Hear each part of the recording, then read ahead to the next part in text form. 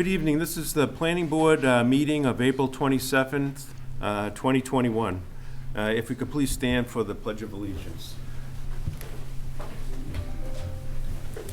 I pledge allegiance to the flag of the United States of America and to the republic for which it stands, one nation, under God, indivisible, with liberty and justice for all.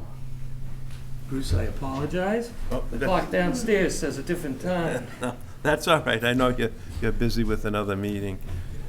All right.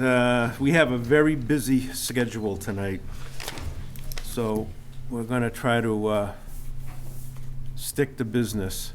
The first thing we have on the agenda tonight is reorganization, and if it's all right with the members, I'd like to put that off to the end of the meeting where we can either do it or discuss it for the next meeting, but John Gatsky isn't with us right now, and I'd like to see John here at least if we're going to do this. So if it's all right with the planning board members, we'll just move on to our first item on the agenda.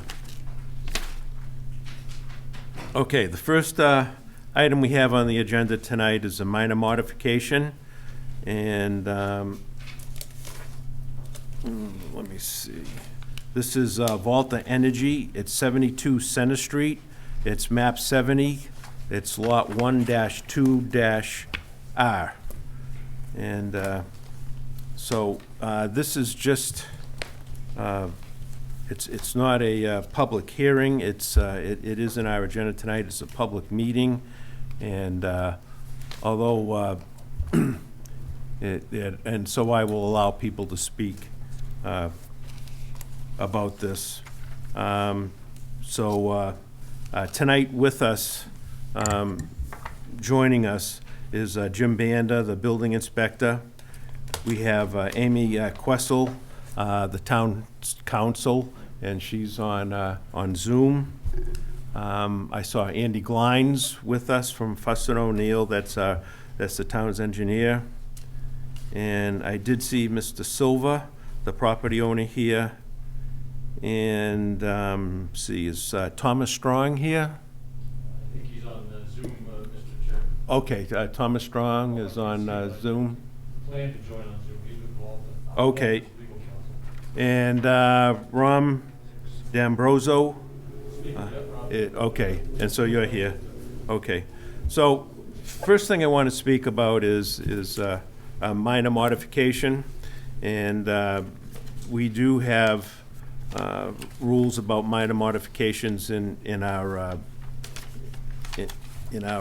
zoning bylaws, and under the solar bylaw 3580.42 is modifications. So all material modifications to a large scale ground-mounted solar facility made after issuance of the required building permit shall require a site plan review and approval by the planning board for continued compliance of all bylaws. So if you go to the minor modification, it says, upon written request of the applicant, the planning board may waive any submittal requirements set forth in 3100 deemed by the planning board to be not necessary for its review of the application. In addition, planning board may waive other such requirements of this section 3100, including the requirement for a public hearing where the planning board determines that the project constitutes a minor site plan. In order to constitute a minor site plan, the proposed work must be limited to, and it has A, B, and C, and this falls under C, modifications to the site which, in the planning board's determination, do not materially or adversely affect conditions governed by the site plan review standards set forth in sections 3160 below. So we have done minor modifications to solar fields before, and generally the ones that come before the planning board for utility poles or for transformers or pads or utilities that are within the footprint of the solar field. And so instead of submitting a whole new application we allow the solar company just to come in with a minor modification. So this has been done several times before. It's just not for this evening. So, having said that, I'd just like to say that tonight we're here to discuss the height of the solar panels. And that's what this minor modification is for. It's for the adjusting the height of the solar panels. And that's all I want to discuss. So having said that, I'd like to turn this over to Amy Questle, and the town's council, and she could go over advice she has given to us.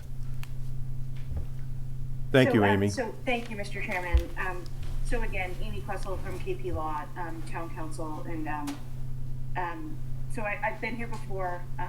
So Member Robinson knows me, and the chair, and I know there's new members. So it's nice to meet you. I'm sorry I'm meeting you this way, but this is the way we are now, somewhat. But hopefully we'll come out of this. So. So just briefly, with regard to a modification, there is no definition of a minor modification. However, in this instance, and just to back up, just to back up real quickly, is that Chairman Mackey is correct. We're only here for the height of the panels. So the height of the panels on the original decision and the original plan said approximately, 8.8, feet. And then now they have, there's at a 25% tilt, they're at 10, they're at 10 and change. And so it's less than 2 feet is what we're talking about. And so therefore, that because the approval was based on an approximate, I think that less than 2 feet could probably be, qualified as minor. However, that is for this board, to determine. With regard to the relocation of the poles, that happens all the time in these solar projects. And just so you know, the poles, they're not adding any poles. They're not changing them in any way. They are the exact same poles. They're just moving in their location. So we do see that. We do see that sometimes, a lot of times. And there's really no real change to the actual project with the poles, in my opinion. And then, we've gotten a lot of correspondence on this particular project. And I can honestly say that most of it is outside of the purview of the planning board, and most of it is outside of the purview of the town. It appears that that there might be some conflict between the lessor and the lessee of this property. And again, I would urge the planning board not to engage in that, because that is a private party matter, and the town simply cannot get involved. So we're here tonight for a minor modification, of an approval that this board, has previously given. And essentially what we're looking at right now is the height of the panels at the 25% tilt, and the 2 poles that are being relocated, which again, I can say I've seen that quite a bit. So anyway, so I just wanted to reiterate that that's why we're here. I did recommend that that this be presented to the planning board, for the planning board to make a decision as to whether this is a minor modification. And my recommendation was based on the fact that when it comes down to it, there's going to be less than 2 feet. And the approved plans did say approximate. So if you have any questions, let me know. Okay, thank you, Amy. Yep. All right. Yeah, I guess at the beginning, I didn't say that there was two things we were considering tonight. There was some height panel adjustments, which are actually going to lower the panels. And the other part of this was there was some relocation of some poles. If either Thomas Strong from Volta wants to speak about the project and what they're trying to do here, or the attorney, Robert D'Ambroso, if you would like to speak. Yeah, thank you, Mr. Chairman. Attorney Rob D'Ambroso, D'Ambroso Law in Plymouth. I represent Volta. Yeah, I think that Attorney Questle did a nice job of summarizing it, and I think the issue is clear. I just really 2 points that I wanted to add. I won't belabor things, but I think one, Attorney Questle correctly identified the fact that the plans that were submitted did say approximately 8 feet 8 inches. I think it's also important to note that the same plan set, in fact, the same plan sheet C-5.0 that was submitted, also says within that same detail box, the information shown here is for general reference only. So again, I just think that's important to note. We have an approximate height and a clear notation that this is for general reference. Could you speak into the microphone, please? Sorry, can you guys hear me on Zoom? Yeah, if you could sit and speak, that would be good. Not a problem. Thank you. Could everyone on Zoom hear what I just had to say or not? Yeah. Yes. Okay, so anyway, again, I think it was quite clear that these were not only approximate, but really for general reference purposes. I think the other thing that bears mentioning, and I know that Mr. Walsh did a nice job of setting it forth in his email to you folks, is that a building permit issued based upon the plans that were submitted pursuant to the approved special permit. Now, those plans did vary from the approximate general reference spec here. They had the 8.5 feet. They were duly approved by the building department. That's why they were constructed at the height that they're at in the field. So, the issue from Volta's standpoint is, what else can you do besides offer to the board, here's approximately what we plan to do, then seek a building permit, receive a building permit, construct in the field exactly in accordance with the building permit. I'm not sure what else an applicant can really do in Carver or any other town. So, this was all done in good faith. The procedures were correctly followed. It was only after this was fully constructed and really weeks, if not days, away from plugging into the grid and getting final electrical sign off that the stop work order was issued. And there's many thousands, tens of thousands, hundreds of thousands of dollars invested in this project as constructed. Not a simple matter to adjust it. They're not adjustable racks in terms of height. What Volta is willing to do in the spirit of cooperation is to adjust the tilt angle, which effectively does lower that height to within that 2-foot variance that Attorney Questle has indicated may very well be considered a minor modification. So that's really the information that I wanted to get out as opening remarks. I don't know if Thomas Strong has anything to add from Volta. If not, I'm happy to field questions and turn it back to the board. This is Kusi Erasmus from Volta Energy. In Thomas's absence, I just want to say thank you for the summary, Rob, and I don't have anything else to add. All right, I mean, I know that in the diagram, and it said, it said for approximate heights. I mean, we've never on the planning board run into this problem before. Actually, most of the solar fields are built, and I don't know if anybody's measured the heights. And usually the diagram is an approximate diagram of what's going to be out there. So we've never run into this problem before. But so I believe what the complaint Mr. Silva has is that on the diagram that was on the plan, it said 8 foot 8 inches, I believe, and it was built to 11 feet.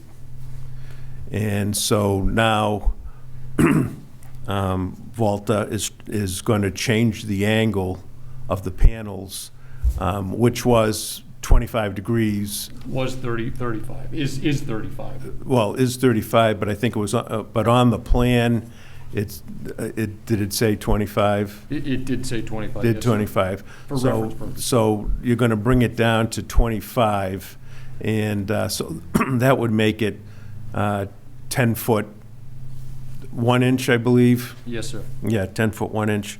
So we're going from 11 feet to 10 foot 1 inch, and on the diagram, which was not a specific height, that was 8'8". So we're kind of like in the middle of all this. So I just want to explain that to everybody that's out there. So you having explained your side of this story, I'll let Mr. Silva speak, and or anybody that's come to represent Mr. Silva. Good evening. My name is Phil Brown, and I'm here on behalf of Mr. Silva. And If you could sit down, please, and Sure. speak into the microphone because of the, Absolutely. can't pick up the voice with masks especially. And I have prepared a letter that I would just like to submit for the record so that you have that in your files. The real problem here is there was a site plan approval with 8 feet, 8 inches approximate that was approved. What does approximate mean? What's a material change? What is the right height to be? What's within a range of tolerance? And I just submit to you that a 14% increase just to 10 feet 1 inch is much more than approximate. It's a material change. Now, Volta stepped into the shoes of the site plan that was approved. And the site plan that was approved was as a result of substantial negotiation between Borrego and Mr. Silva, so that the plan that came to the planning board was one that worked for Mr. Silva in terms of his ongoing farming operations. The increase in height to 11 feet and 5/16 inches clearly doesn't work, but the problem is 10 feet 1 inch also doesn't work. Volta, whether or not they were properly issued a building permit, really is beside the point, because the permit that they agreed to abide by is the site plan permit that was issued by this planning board. And so I would submit to you that you have completely within your authority to enforce what was issued back in November of 2018. There's certainly plenty of case law out there which says that site plans are designed to give the public notice of what's being planned. They're to be relied upon both by the public and by the applicant and by the person that, to whom it's granted. There's also plenty of case law out there which says that if you don't comply with the plan, whether or not you've been issued a proper building permit, if you haven't complied with the requirements of a planning board or a zoning board through a special permit or a variance, you can be required to change it, to fix it so that it complies with the plan. And frankly, that's what we're suggesting here. We'd like you to enforce what was approved after much deliberation by this board, by Mr. Silva, and by Borrego. I'm happy to answer any questions. All right, so I think we've heard from everybody. The only person I haven't called upon is Andy Glines. I don't know. Chair, Yeah. Amy Questle has a comment. Oh, okay, yes, please. Oh. Go ahead, Amy. Thank you. Thank you, Mr. Chairman. I didn't want to interrupt. So following up on the last comments, I think that I would probably agree with them all, except for the fact that your bylaw allows for modifications. And so, so a modification to this permit is well within your, purview. I encourage the planning board to not get involved in what the agreement is between Mr. Silva and Volta. So I would like for the planning board to kind of take it outside of that. So even if you do approve this minor modification, and that changes their contract, that's between the two of them. And so Volta is taking that risk. But you have to come in here with a clear, a clear picture. Is this a minor modification or is it not a minor modification?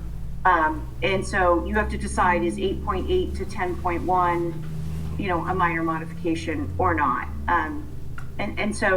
So I just want to point that out, that your bylaw does specifically allow for modifications to site plans. Thank you. Okay, thank you, Amy. Point of information, Mr. Chairman? Yeah, I mean, if you want to say something, sit in the chair and speak in the microphone. Alan Germain, 24 Pine. I've been working with Ed Silva since, October. And that's how a lot of this got to where it is tonight. Apart from the fact that he was ignored July, August, September by the planning director as well as the building commissioner. The problem isn't just going down to 10 feet. As soon as you tip the angle from the 35 to the 25, it sticks out farther.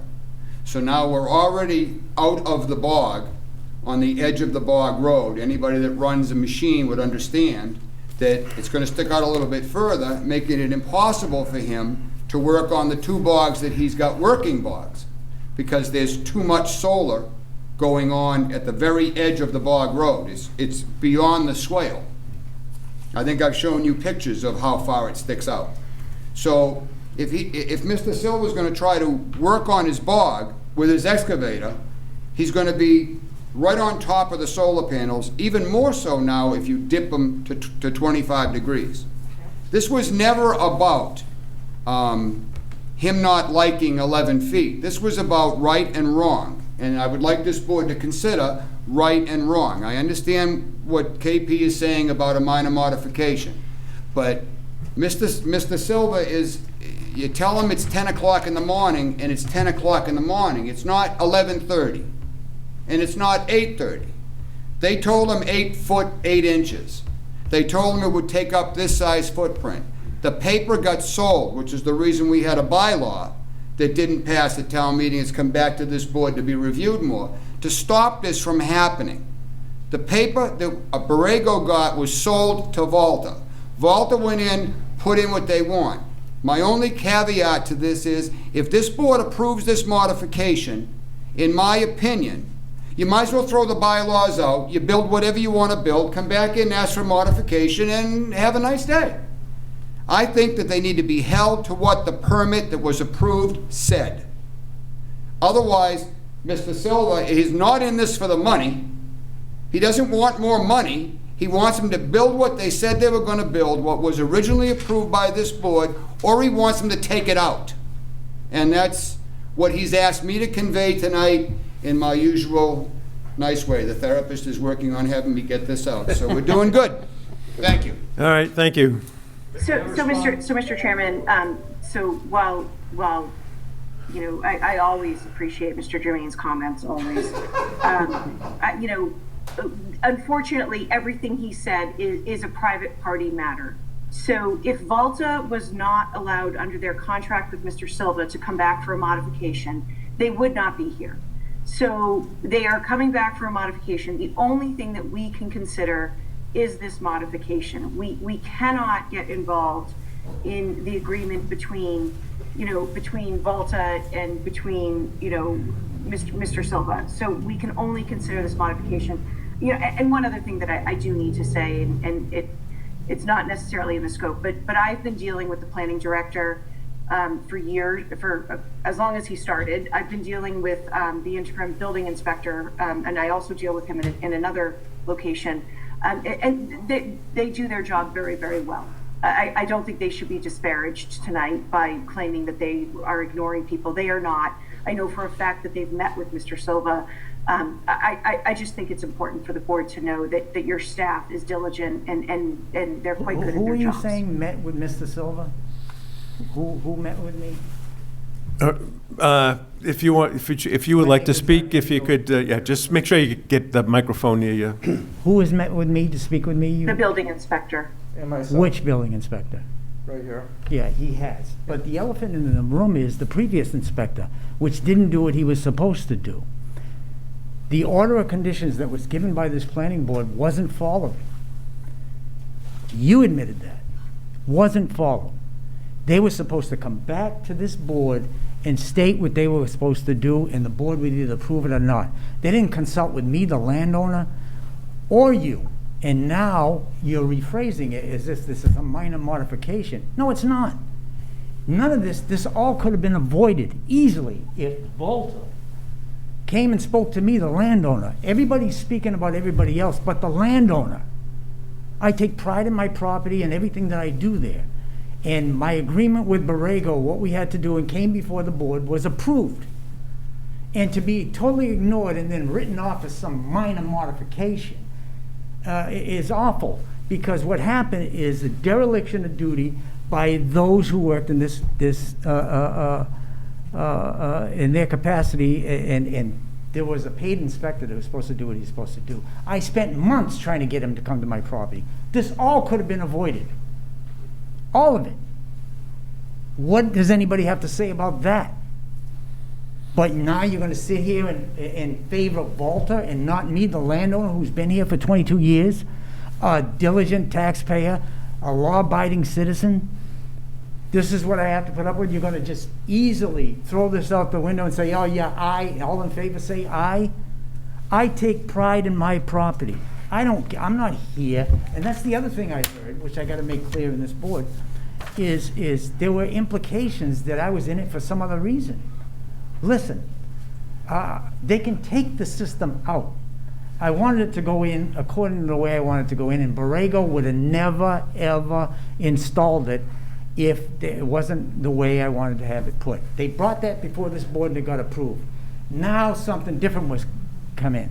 You're going to allow a company to come into a landowner's property, not speak to the landowner, build whatever they want, the Empire State Building, whatever they want, and then come to this board now and apply for a variance or some approval for a minor modification? I don't think so.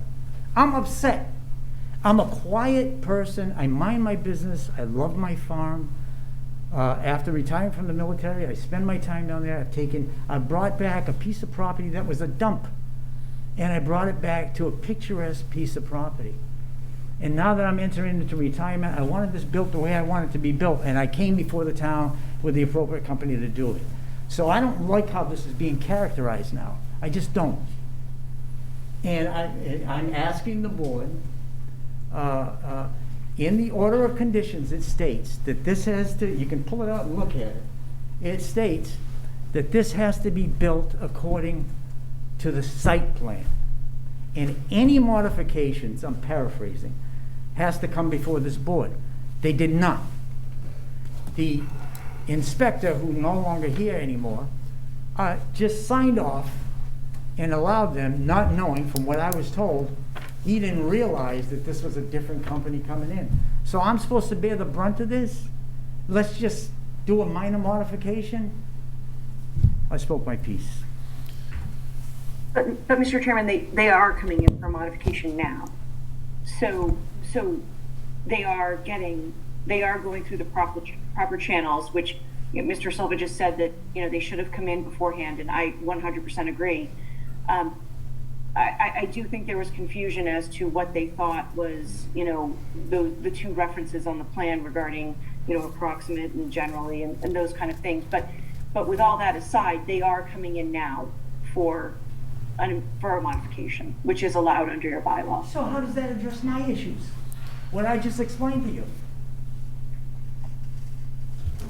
Well, I think, we've heard the story, and I understand what you're saying. But tonight, the planning board has to just decide whether we approve this as a minor modification. We haven't, along with this, does someone have a plan here to show where the poles are being relocated? And also, the story that was told to me was the poles were relocated on the request of Mr. Silva. They haven't been any, oh, you mean the utility pole? Yes, the utility poles, yep. I don't know what that's about. I'll let my- Okay, so there were two things to the minor modification. One was the adjustment to the height of the existing panels there, and then one was the relocation of poles that were on the plan that the planning board approved, and now they've changed location. And the reason that these were, I think it's because someone spoke to Jim Walsh about this, but the reason it's important is once the field has been installed, and at some point in time, there's going to be an as-built done of this field, which will locate the panels, it'll locate the road, the access roads, so they have to make sure that the panels are in the right place. So an as-built plan will be done to show the exact locations of the panels and also the poles, anything to do with the solar installation. So, and so I don't know, how much this is going to change. A foot in height is how much that's going to change things. I know. Can I explain what that's going to change? Yeah, sure. I'd like to just address the pole issue if I could. Mm-hmm. So my understanding is that there was a meeting with Eversource back in March of 2019. Eversource and Mr. Silva all agreed where the poles were going to be. Mr. Silva spoke with Volta and simply pointed out where those poles are supposed to be located. So I don't think it's that he was attempting to change the location of the poles as much as to ensure that in light of what had already happened, that the poles would be where they were supposed to be. So it wasn't a change, and I don't think he's objecting to the location of poles, although we don't have anything in the request for modification talking about where poles are going to be located. But if it's the poles as cited and agreed to by Eversource, there's no issue. Okay. Have the poles been placed yet, or have stakes been placed in the ground where the poles are going to be? Months ago. Okay. All right. But just to clarify, the poles are in the location that Mr. Silver is looking to have them? They're currently located there? Well, the poles are in the location where they were cited on the site plan and where Eversource agreed that they could be. So yes, they are in accordance with the site plan. So, I guess there's a- All right. Information, Mr. Chairman, when I made the reference to the building inspector, I wanted to make sure that you understand that that was Bob Francis. Jim But you Banner's also, been you also nothing. said the planning director. I'm sorry? You also said the planning Oh, director. I still say the planning director, but Jim Bander has been very helpful for us. Jim Walsh has run for the hills. That can stay on the record.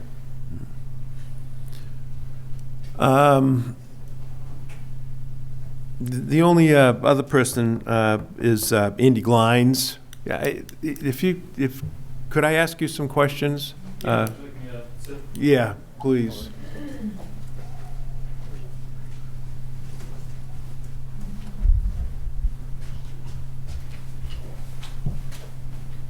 Now, Should I introduce myself?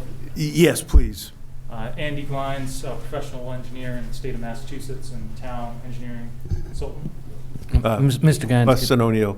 could If, you speak into the microphone, I can't hear you. I just wanted to ask, I wasn't invited on the site walk, so I didn't get to the site walk, but there were a bunch of people that did go on the site walk. And one of the questions I asked Jim Walsh was, were the panels placed, according to plan? And I don't know if you could speak about that. So specifically regarding the layout of the panels, there was a panel layout that was shown on the plan set that was approved by the planning board, and similarly to the height of the panels, there was a slight discrepancy in how the panels were shown on the plan set that was approved by the former building official. I overlaid both of those plan sets to look at what that discrepancy entailed, and essentially the location of the panels does encroach closer onto the bog roads than what was previously shown on the plan set that was approved by the planning board, but is within the limit of disturbance and project boundary that was approved by the planning board set. And the set that was approved by the planning board didn't have any dimensions or callouts that specified a set dimension of the layout of the panels in proximity to the limit of disturbance of the project. So that was the other item that was discussed during the site walk. The property owner had concerns that the panels would encroach further on the bog roads and hinder his ability to use his equipment to farm cranberries. The contractor for the project noted that the owner was able to harvest cranberries during the construction of the project, but I'm not sure the timetable of that in regards to if the panels were fully constructed and when the harvesting was completed. One suggestion I made during the site inspection was assessing the type of equipment and the size of that equipment in relation to the wheelbase and overhangs of that equipment, so I could assess what clearance there would be from the edges of the equipment in proximity to the panels. But the property owner wasn't willing to provide any specific vehicle information at that time. And the solar developer also made a suggestion to potentially improve the existing bog roads in order to help facilitate that. And at that time, the property owner wasn't open to that approach. Is there anything else you'd like me to elaborate on? Yeah, while Andy's up here, are there any planning board members that have any questions? No. Okay. I do All have right. questions, but not for. Okay, well, we can. Well, if I could just, one more, just to reiterate, I think what the chairman stated before, really the determination on this minor modification is whether or not the change adversely affects conditions governed by the site plan review standards in section 3160. So there are discrepancies between the plan set that was approved by the former planning board and the former building official, but the planning board needs to make a determination tonight on whether or not that change adversely impacts the standards that are set forth under the site plan review, essentially. All right, okay, thank you, Andy. Can I respond to that? Sure, go ahead.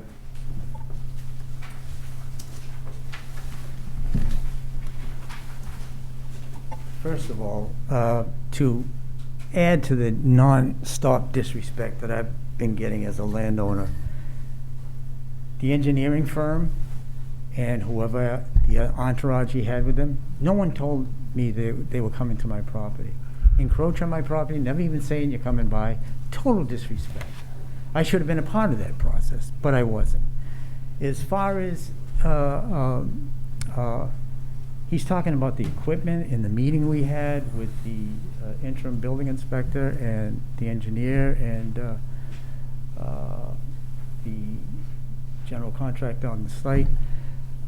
They asked me about equipment. They don't know anything about farming. I've got numerous pieces of equipment. I rent equipment. I have people come in with pieces of equipment. A year ago, I had a uke. I don't know if anybody knows what a uke is. It's a big, wide dump truck. I had come in there and sand my bog in the wintertime. There's a whole lot of issues. For you to insinuate that I, in some way, didn't want to give you that information, I shouldn't have to do that. None of you are farmers. I'm a farmer, and I'm damn good at what I do. I know what I need to do. I have other people that run the equipment, and I can't babysit them all the time. Can I go past these solar panels without hitting them? Yeah, that's me. But it's not only me that's going to be operating over there. I don't want to be looking with one eye open and one eye shut at what the hell I got to goddamn do. And that's what I specifically made clear to the previous company. Now, and I'll say again, which I just previously got done saying, if this company, Volta, adhered to, and the town inspector adhered to their responsibilities, I feel like this is unbelievable. You're using legalese to get around something that I'm getting screwed for. This is totally incorrect. So as far as the equipment is concerned, listen, I'm getting a little longer in the tooth. I'm getting older, so there's other people that work for me that do certain things. I've been doing that for 22 years. I spent time on my hands and knees each piece. I'm not one of the bigger growers who has workers that come in and do it. I own farm in Wareham. I moved up to this farm here and rebuilt it over 22 years. I take pride in what I do. I know what I'm saying. And before this even started, I made sure I wanted things to be exactly the way they needed to be, or else I wouldn't go forward with the project. Do I seem passionate about what I do? Yeah, I am passionate. So I cannot believe the talk that's being presented here for a minor modification from what I have to put up with. So if you approve this, I totally disapprove. All right, thank you. And any questions by any of the planning board members before we, quickly, we have a long agenda tonight, but did yeah, you if want to it- speak to somebody, Mr. Shea? Oh, no, I don't have any questions for the experts, no. Okay. All right, I guess we've said, everything's been said. We've heard all sides of the story. We're here tonight to review this as a minor modification. That's what it came to us as. It's unusual. We've never had any controversy over a minor modification before, so this is quite unusual. But the thing is under our minor modification bylaws, this is an allowable thing. Oh.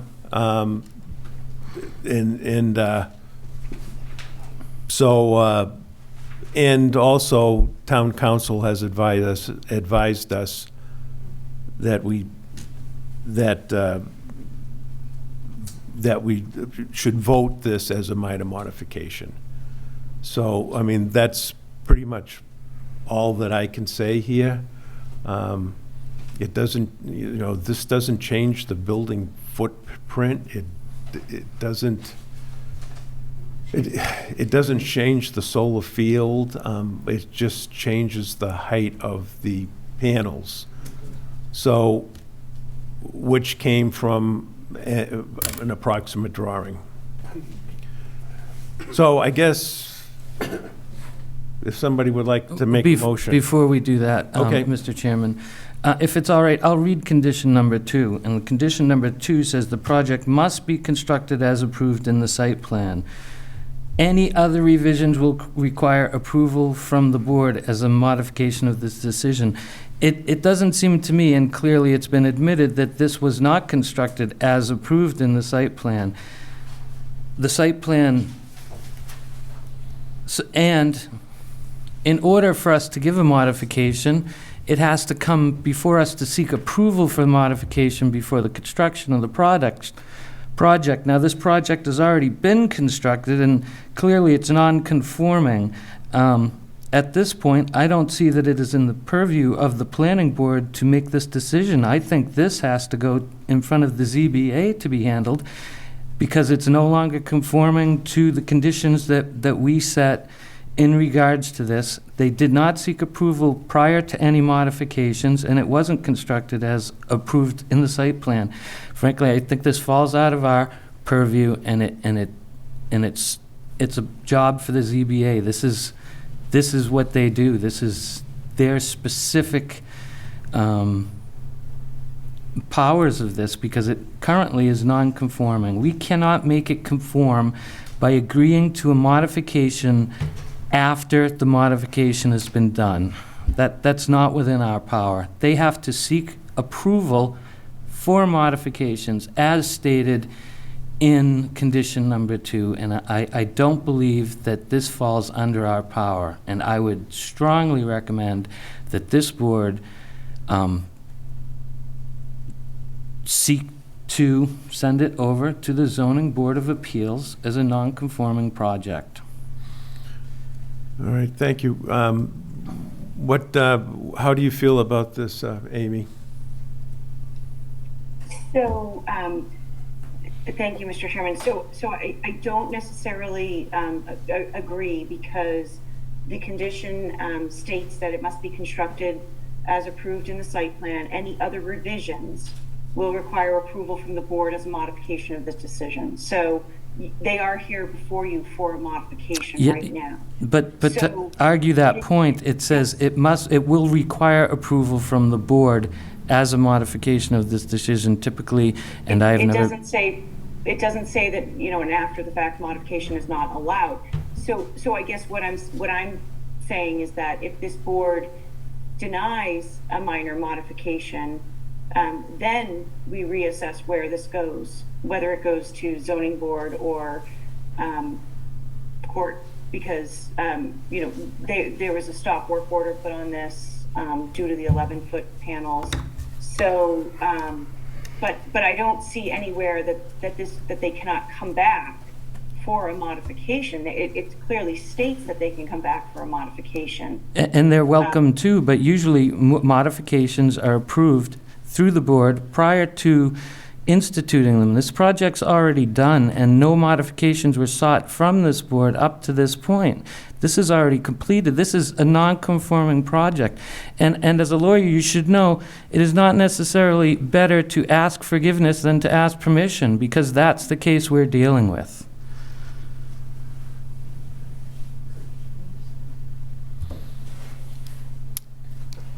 So, Can I address that, Mr. Chairman? Can I respond to that? yeah, go ahead. Thank you, Mr. Shea. I certainly appreciate what you've said. I just think it bears keeping in mind for everyone that, this was not a case of overstepping and then asking for forgiveness.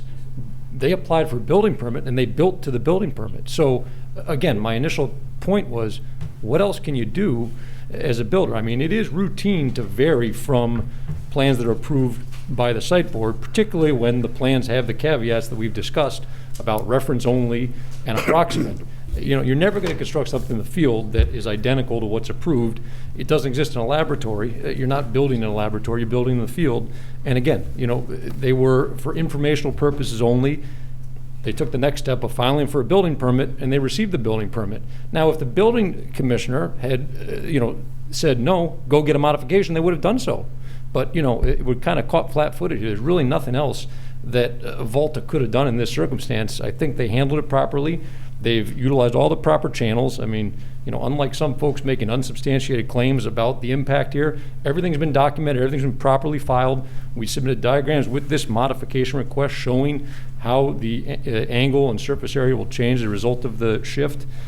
We've been by the book here, all along. So I just want to make it clear for the record that, this is not an instance of us disregarding what the planning board approved or what the building department approved. Quite the contrary. Well, sir, by your own admission and by the engineering's admission, it was not built as approved in the site plan. If I built my house or garage too high, which actually happened to be the case, I built it 9 inches too high, it was all approved, it was built exactly to specs, But at the end, it was 9 inches too high, and I had to go to the ZBA to get approval for that. I did not come into the planning board. The planning board doesn't have jurisdiction over a single-family house. Well, I'm using this That's as the an difference. example, That's yes. the difference. This is a special permit that was granted by the planning board, which allows for a modification. My point is that my project was built specific and exact, within centimeters of what was on the paper, and still, I had to go back and seek further approval. And I think that's the case here, and I don't think the planning board should be handling this issue after the fact. It is after the fact, and that's the big problem. It wasn't built under the conditions that were agreed to when the permit was taken. Whether the building inspector made a mistake or not, our part-time interim building inspector of the time, it's not within the boundaries of the conditions set by this board. Mr. Shea, I don't think anyone is arguing that this is an after the fact. I certainly am not. This is well within the purview of the planning board. The planning board, the zoning bylaw allows for modifications.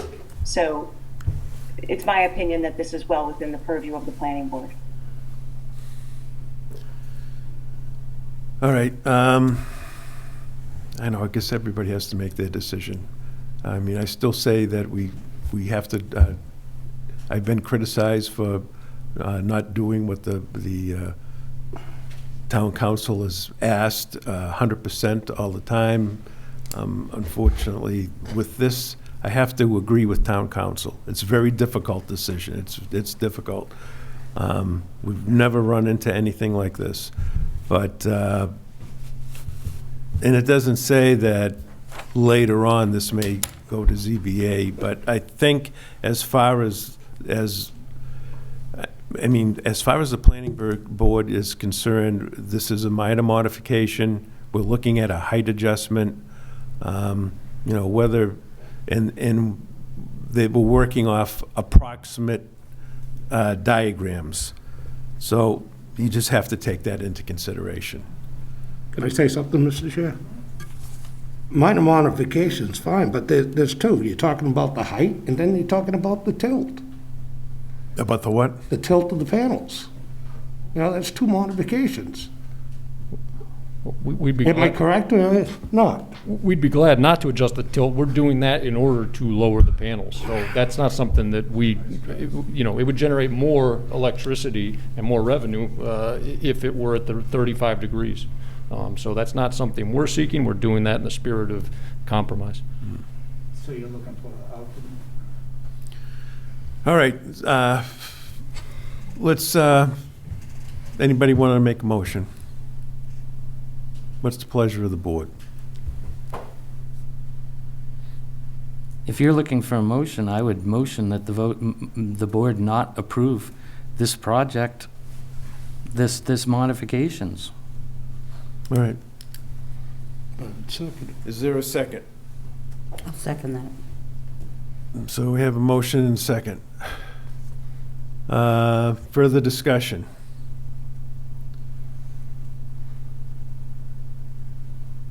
Seeing none. Mr. Gasky isn't here, but the four of us can vote on this, not Rich, because this isn't a special permit. All right, so let's vote. Let's do it by roll call. Mr. Shea? I vote aye in favor of the motion not to approve. Bruce Mackey, I vote no. Kevin Robinson, aye. I vote no. I'm sorry. Connie, what was it that you... The motion is not to approve. Aye not to approve, nay to approve. I motion to approve. You vote, just to clarify, you motion... Clarify it just one more time. Do you motion... I'm sorry. Do you move... I'm a little confused on the motions here. A yes vote means there's no modification. Thank you, Mr. Jermaine. Okay, thank you. So I vote no. Wait, can you just state what you're voting? Yes or no? No. Can you state it as a sentence? I state that I do not think we should modify this. Yes.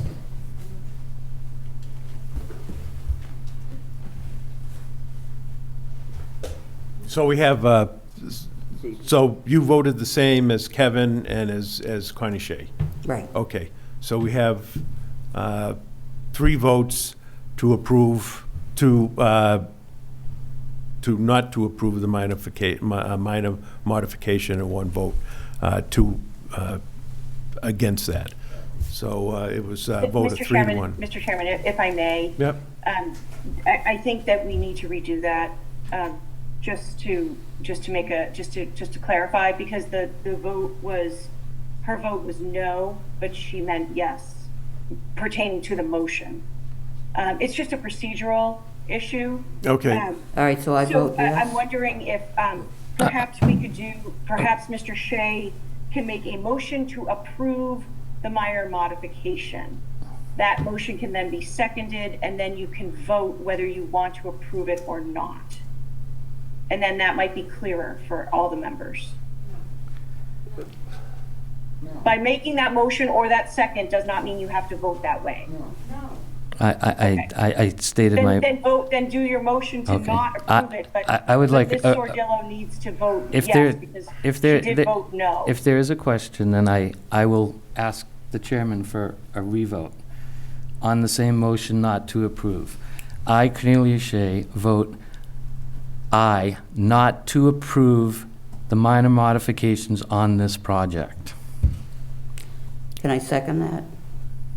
Well, it's No, not a we're motion. voting. It's the same. Okay. So, and it has to be a roll call vote. So it'd be a roll call vote. So Cornelia Shea voted aye, which meant not to approve Right. the minor modification. Correct. So he voted aye for that. And then Mr. Robinson, Voted aye. okay, I'm and voting then aye. Ms. And Sordillo. okay, all right. So it was 3-1. So it was, Except I need for Ms. Sordillo just to redo, or just to say her vote was yes. So, now I'm getting confused all over. No, she Voting did. aye. She did just, maybe it was difficult to hear, but if you could speak Yeah, into I the. heard a no, and so I just need to. So hear I'm that- voting yes. aye. Okay, thank you. Okay. Great, thank you. All right. Sorry about all that. No, I'm sorry about all that. No. I think it's Well, because I'm over here. It was very and- confusing Sorry. it's confusing. It's as confusing as the minor modification itself. But, okay, so that's it for that. Thank you, members of the board. That's it for that particular item. Okay. Thank you. Thank you. All right, moving on. Thank you, Amy. Thank goodness. We have approval not required plan on, well, I just want to thank Amy for being here tonight, Thank and you. I didn't want to leave without saying goodbye. and Thank and you so all the much. people that Yeah. attended. Hopefully I'll see everyone soon, in person. Okay. Thank you, Amy. Thank you. All right, next we have an A&R plan. It's 367 Tremont Street, map 98, lot 2-1, Nathan D. Johnson. And I did look at this today, and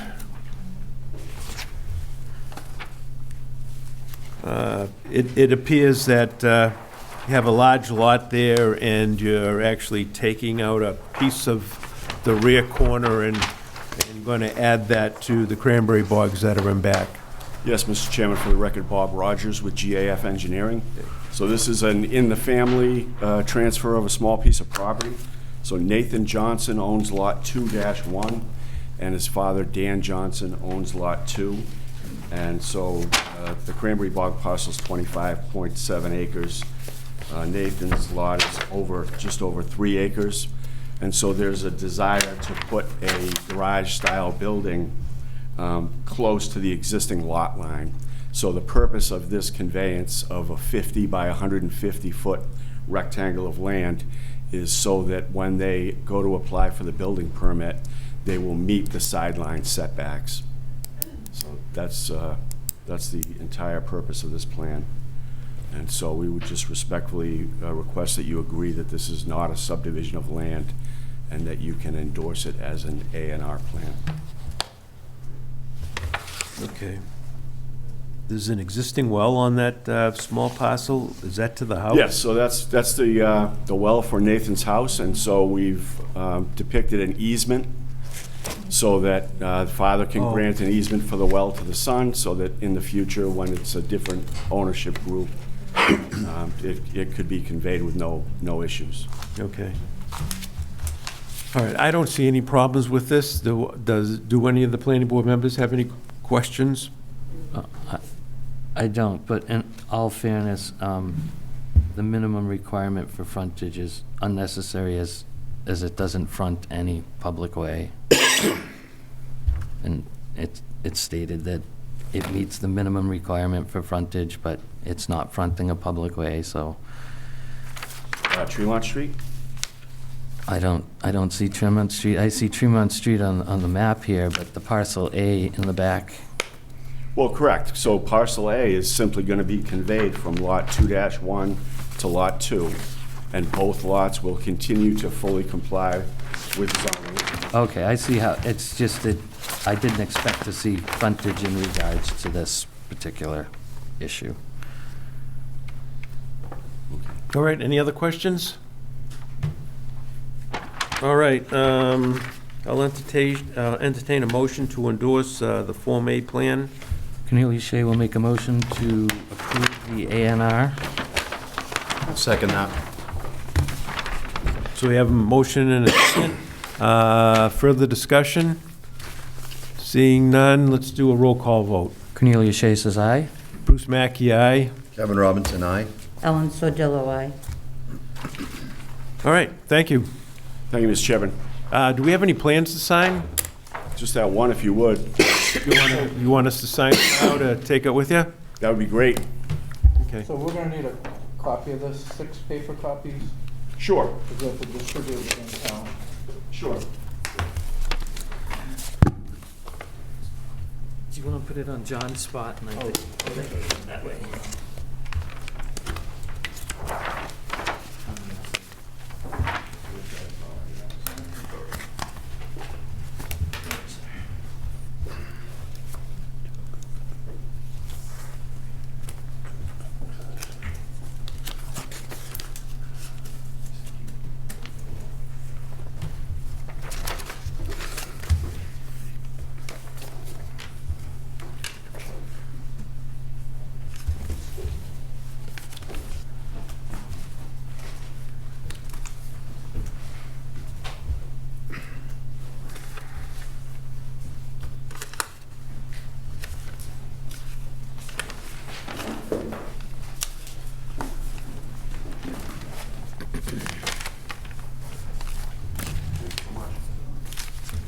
All right. I wish I brought my water with me tonight, but I forgot it.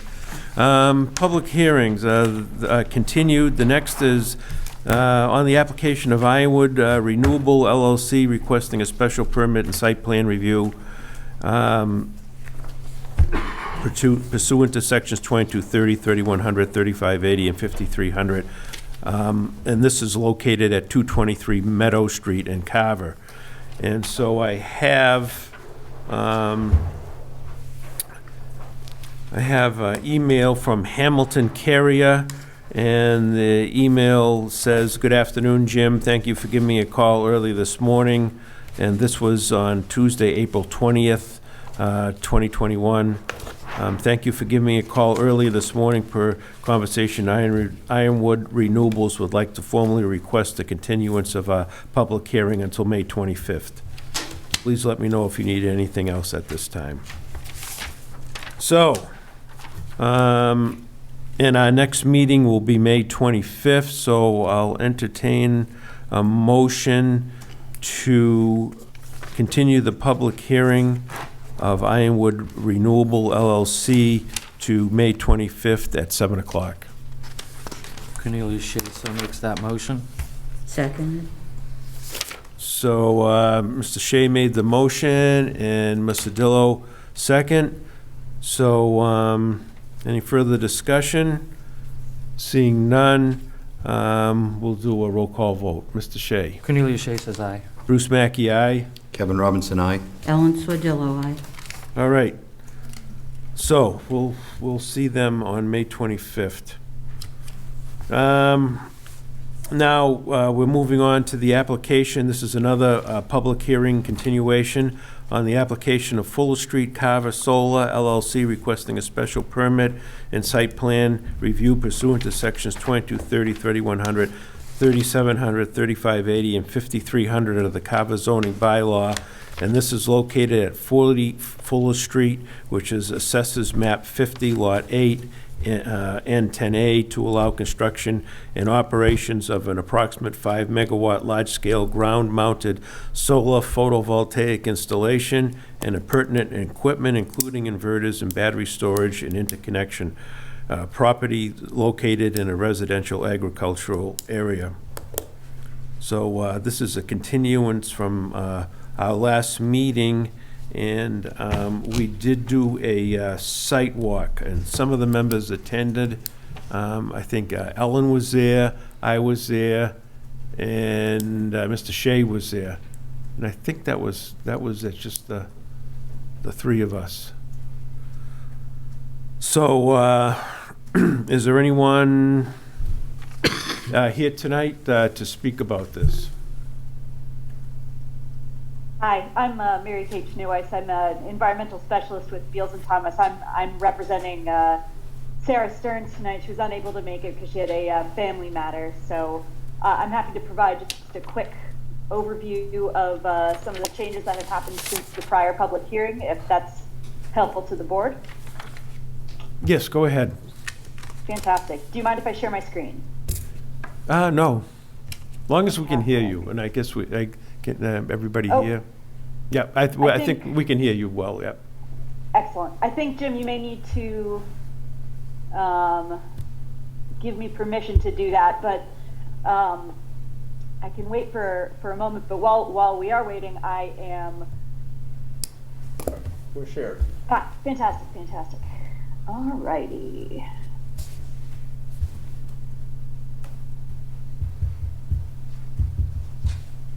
Okay, can you see a aerial image of the screen? Yes, we can see that. Fantastic. All right. So I assisted in the preparation of the application for this, so I'm familiar with the project, and I'm joined tonight by Pat Jackson from the applicant side. So I understand that a site visit was conducted between the prior hearing and now, and there were a couple of questions that were raised on the site visit that you asked us to be prepared to answer. Firstly, I understand that there was a question about the size of the gravel infiltration area surrounding the equipment pads. Can you see my cursor here? Where is it? No, I can't see it. Bummer. All right. Well, if you... Okay, so I see it now, yep. Okay, fantastic, fantastic. So that gravel area is approximately 5,500 square feet, which is one of the figures that members of the board asked for. The other figure that members of the board asked for was the number of utility poles that are on the interconnection, which is here. I'm tracing it. It runs along the northern boundary of that southern array and then along the western boundary of the northerly array up along this access road here.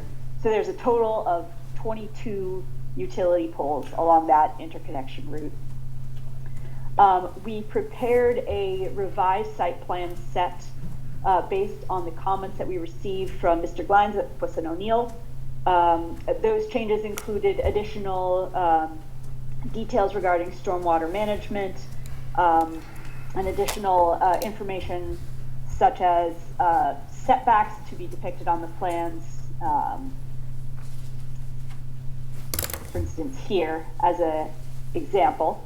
So we understand that Mr. Glines has issued a supplemental review letter that states most of his comments were addressed and outlines some conditions that the board could consider, as well as the waivers that the applicant had requested. In addition to the waivers in that letter, the applicant is also requesting a waiver for the requirement for underground electric wires and instead use overhead electric wires. This is for a couple different reasons. One of them is to reduce disturbance to the existing farming operation on the property. So there may be a conflict with underground water connections between the bogs were there to be underground electric installed. Furthermore, this interconnection is in the central portion of the site and is fairly well removed from the residential abutters over here. So we don't anticipate that it would have a visual impact when compared to the underground electric. So those are the major changes and asks for tonight, and I'm happy to answer any questions that the board may have about revised materials. Oh, I'm sorry, one more thing. We also did some coordination with the Carver Fire Department. We provided them with information about the gas detection and fire suppression systems that are proposed as part of the project. And we'll continue to work with the Carver Fire Department throughout the life of the project as necessary. So with that, I'm happy to answer any questions the board may have. All right. Well, so Jim, do you have anything else to say before we? So I do have a draft decision prepared, and it's under tables there. One of the items that Andy Glein suggested that the board discuss was this whole request for the waiver on the utility connections. So what the applicant is proposing, rather than underground utility connection from the solar arrays out to the interconnection point, they're proposing 22 poles. So all those poles would be above ground, going up to the center of the site. Here where the solar arrays are, and then the electrical connection will kind of come out from this is the battery storage, and then it kind of goes up this way, and then further up the screen. Can't even reach it, but looks like a little cartoon head up there. That's where the interconnection point is. So instead of being underground, which is typical for many of our projects, they're requesting a waiver to allow them to have overhead utilities, and that will result in the 22 poles. 22, okay. Although the site, when we went there, seemed to be pretty remote, and there were poles that they were connecting to in the sand pit area or the area of excavation, which was at the top of those fields there. So, all right. So that's one of the conditions, and then, or actually, that was one of the waiver requests. Mm-hmm. And then. And so, what did Andy? Yeah, if you could speak about that. Yeah, I mean, what was your recommendation about that, Andy?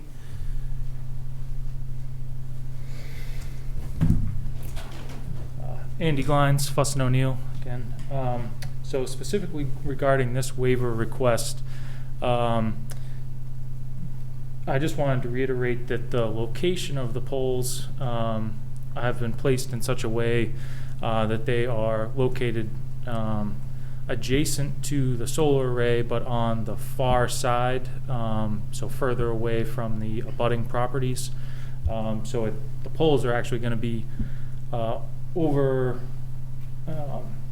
300 feet from the nearest abutter, and they're actually the interconnection location for the proposed poles to existing poles is going to be approximately 750 feet from the nearest right-of-way on both, I believe it's Forest Street and Fuller, so greater than 700 feet from both of those adjacent right-of-ways. So as the chairman mentioned, and you may have noticed when doing your own site walk, the site in general is pretty remote.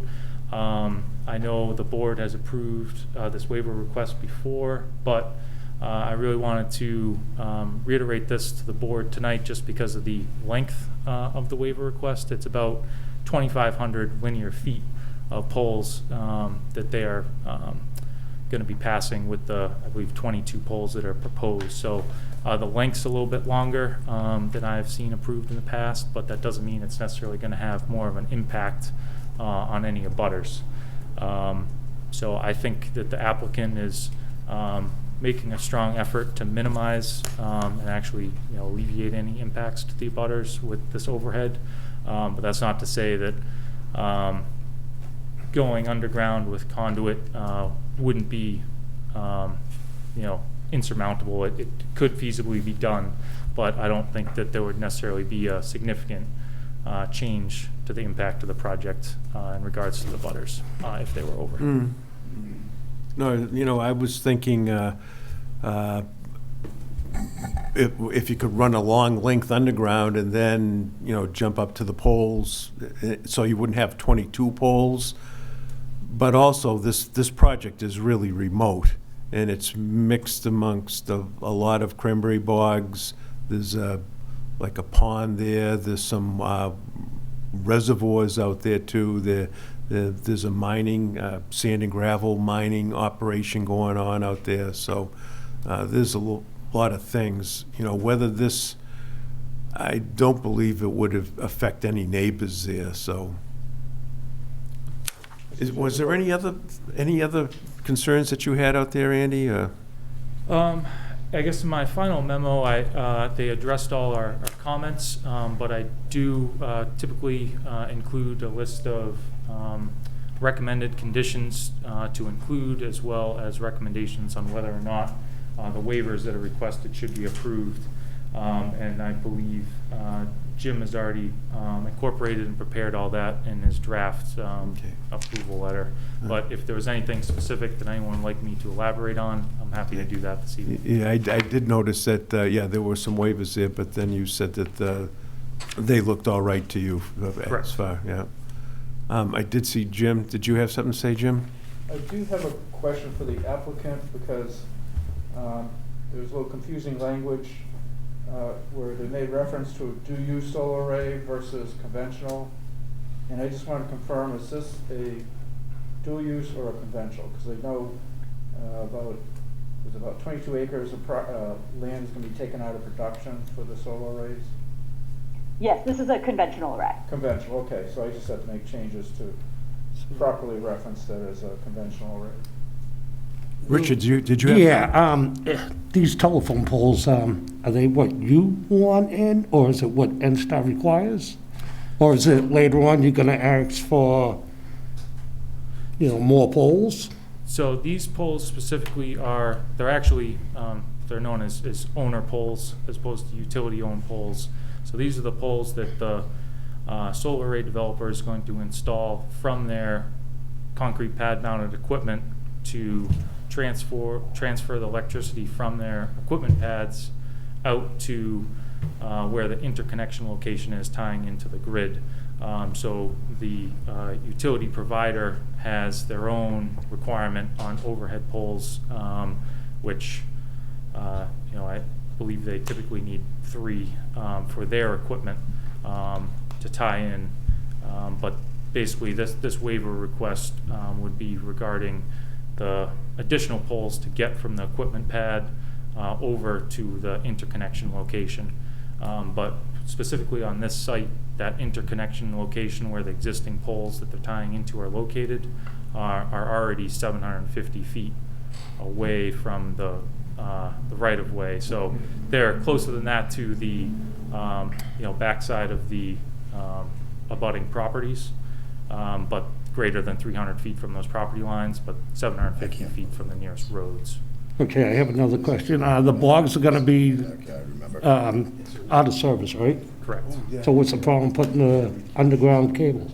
I will. I believe that there's at least one bog. So the bogs where the panels are going to be located are going to be out of service. I believe there's at least one bog between the bogs that are being utilized for the array that I don't believe is going to be out of service. I'll ask the applicant to confirm. So I think this area will still be in production. You can see where the cursor is flashing. Yep. And then This area? go over to this side, and then these 2 bogs will still be in production. And then I believe this, I'm not sure, is this the reservoir for the project? I believe the reservoir is between the two, Oh, that's right, the two proposed arrays. oh, that's right, there's No. water right here, and then of course there's additional water that comes down this way. That's a river, isn't it? Is that a river where Oh. you're? I'll be honest, I'm not sure. I'm sorry, can you repeat the question? Oh, the question is, the water that's in this section right here, is that part of a river system? Yes, and we actually have filed a notice of intent with the planning board that documents all of the wetland and upland areas Right, you mean and how the conservation. project. You're referring to Conservation Commission? Yes. Yes. Yes. And just so everyone knows, that meeting is next week, May 5th, with the COMCON. Correct. Shouldn't we have their recommendations before we approve any project, or is there another public hearing? So, so the board could wait and make a decision, based on the Conservation Commission hearing. I do have a question. Why is the battery storage located so close to the wetlands rather than on the other side of the bogs? Can you repeat that one more time? Why is the equipment area located closer to the wetlands than on the other side?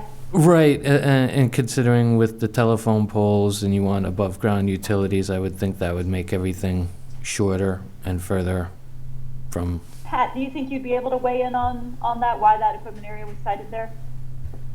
Yeah, my understanding, board, is that that's an already cleared existing area, well larger than the equipment pad areas.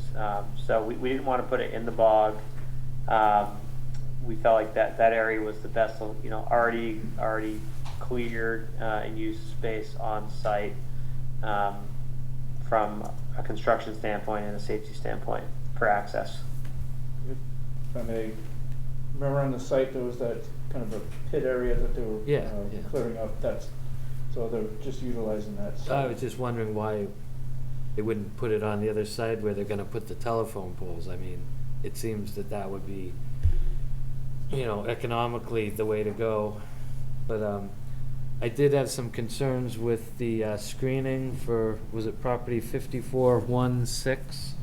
And I had some questions if you had received waivers from the residents in regards to the 200-foot.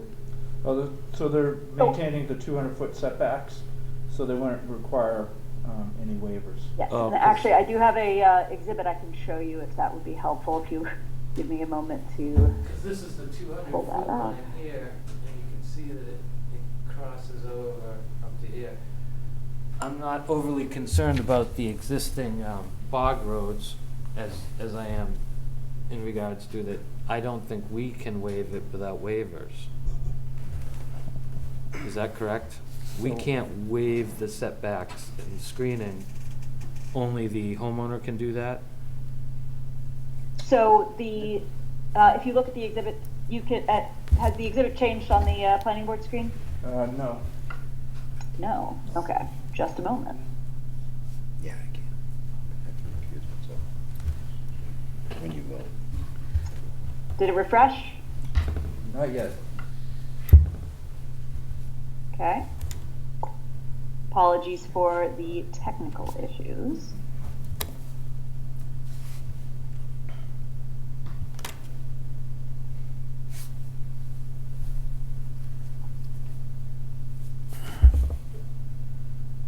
Alrighty. How about now? Okay, we see it.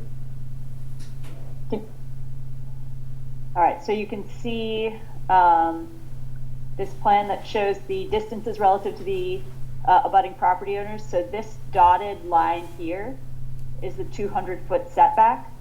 So you can see that there's no panels in the 200-foot setback.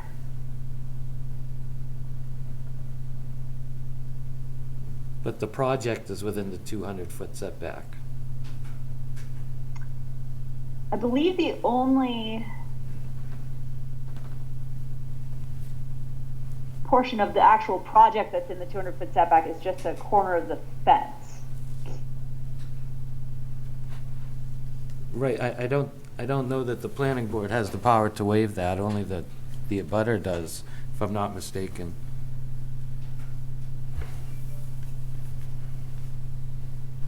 So, just to clarify, the board treats the fence as a portion of the project for the purposes of the 200-foot setback requirements? It's part of the project, isn't it? If I'm not mistaken, if there was no project. Sure. I'm just clarifying that, you know, that's how the board treats this as a matter of policy. The fence is included in that. Like, I know some planning boards don't define fence as a structure for the purposes of setback. Yeah, I'll be honest with you. Yeah, I can't, this is Bruce Mackey. I can't recall any issues with fences before, but then again, it may have been within the setback requirements.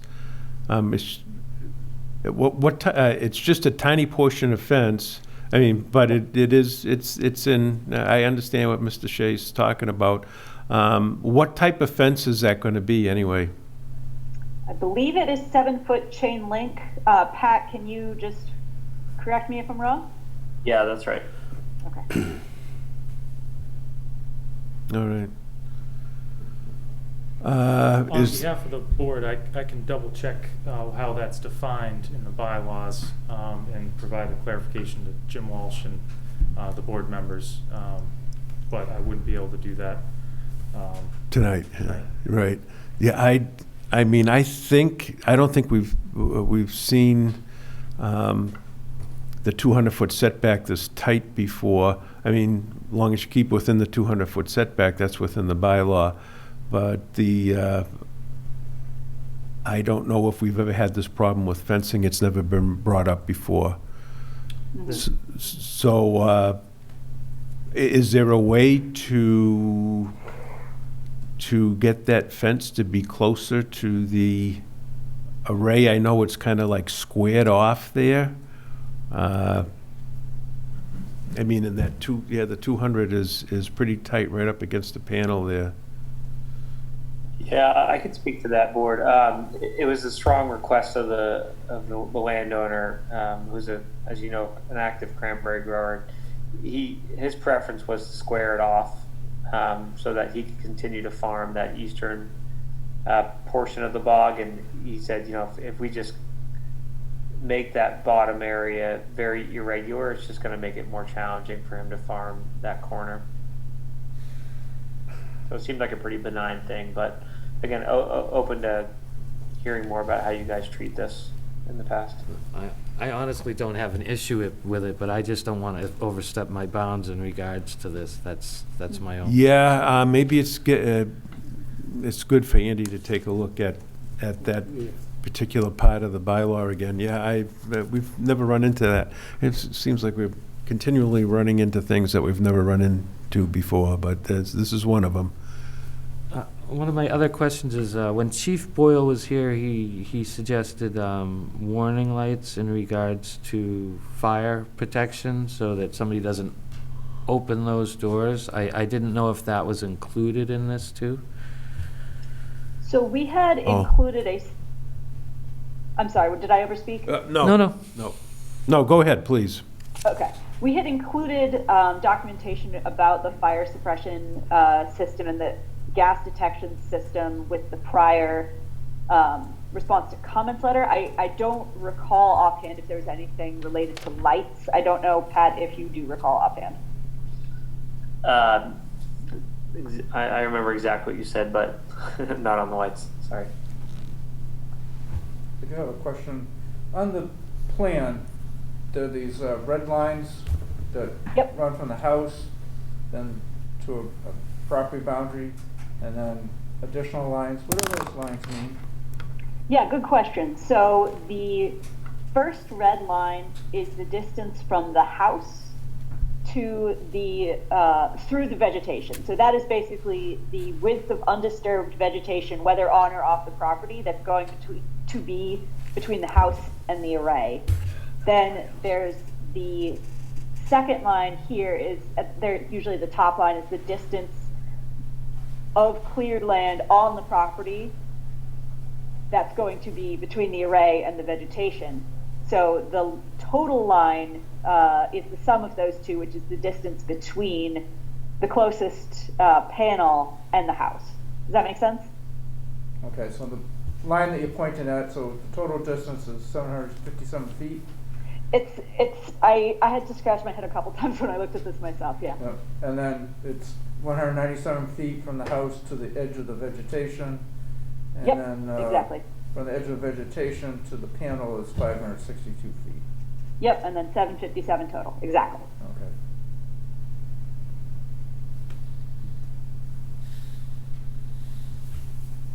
All right. I have a quick question. Do we ever, we never answered Connie's question about the fire department. Can we take a look at what the, I think I have it with me, but there was some information he gave us, was what you're speaking about, that our last meeting? I forgot to bring it with me, but Yeah. he recommended warning lights, so if there is a fire or CO, Inside the building. inside Yeah. the structure, that somebody doesn't come open and swing the door open to see what's going on. I do remember that, Yeah. I- Yeah, can we just make sure that Andy might get a copy of, I don't know if you got that Yeah, information, Andy. I didn't notice it on here, but I didn't see it specifically either. All right, any other questions? Ellen? Is there any sound emitted from, before you said the wires were going underground, now they're going to the poles? Is there any humming or any noise that you can hear from that? Because So the electricity would be passed through these wires, wouldn't be the same type of intensity that you'd see in the high tension wires, the way you get that humming. And I guess any noise off these wires would be negligible compared to what you'd get from the actual equipment at the battery storage location and the interconnection location when you have the transformers.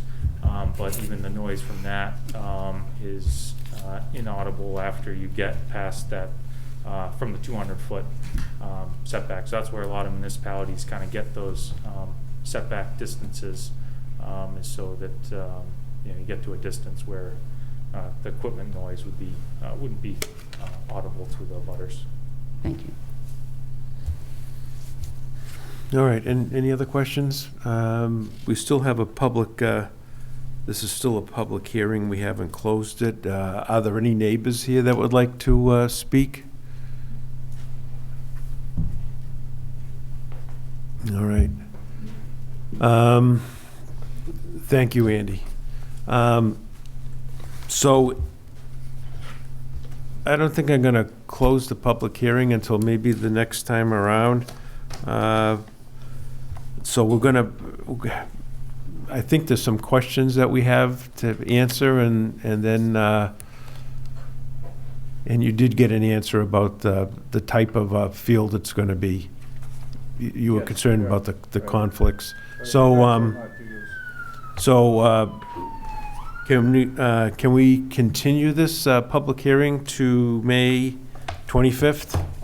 Yep. So let's, so I'd entertain a motion to continue the public hearing for Fuller Street Solar LLC.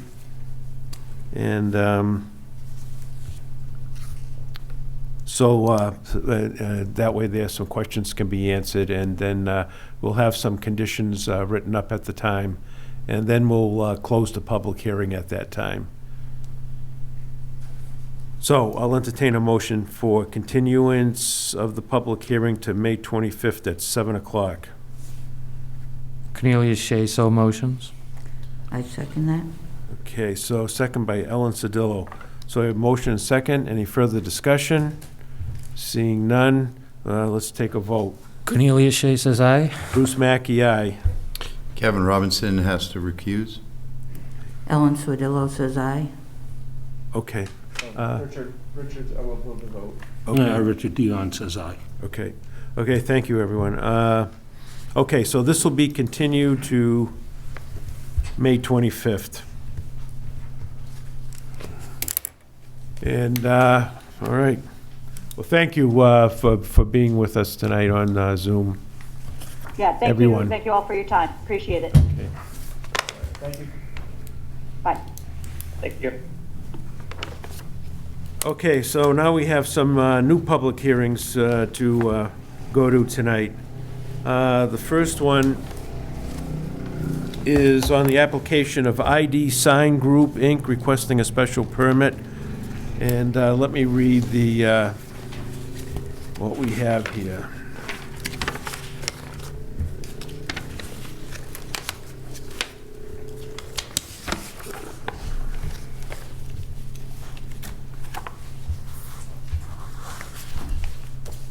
Okay, here it is.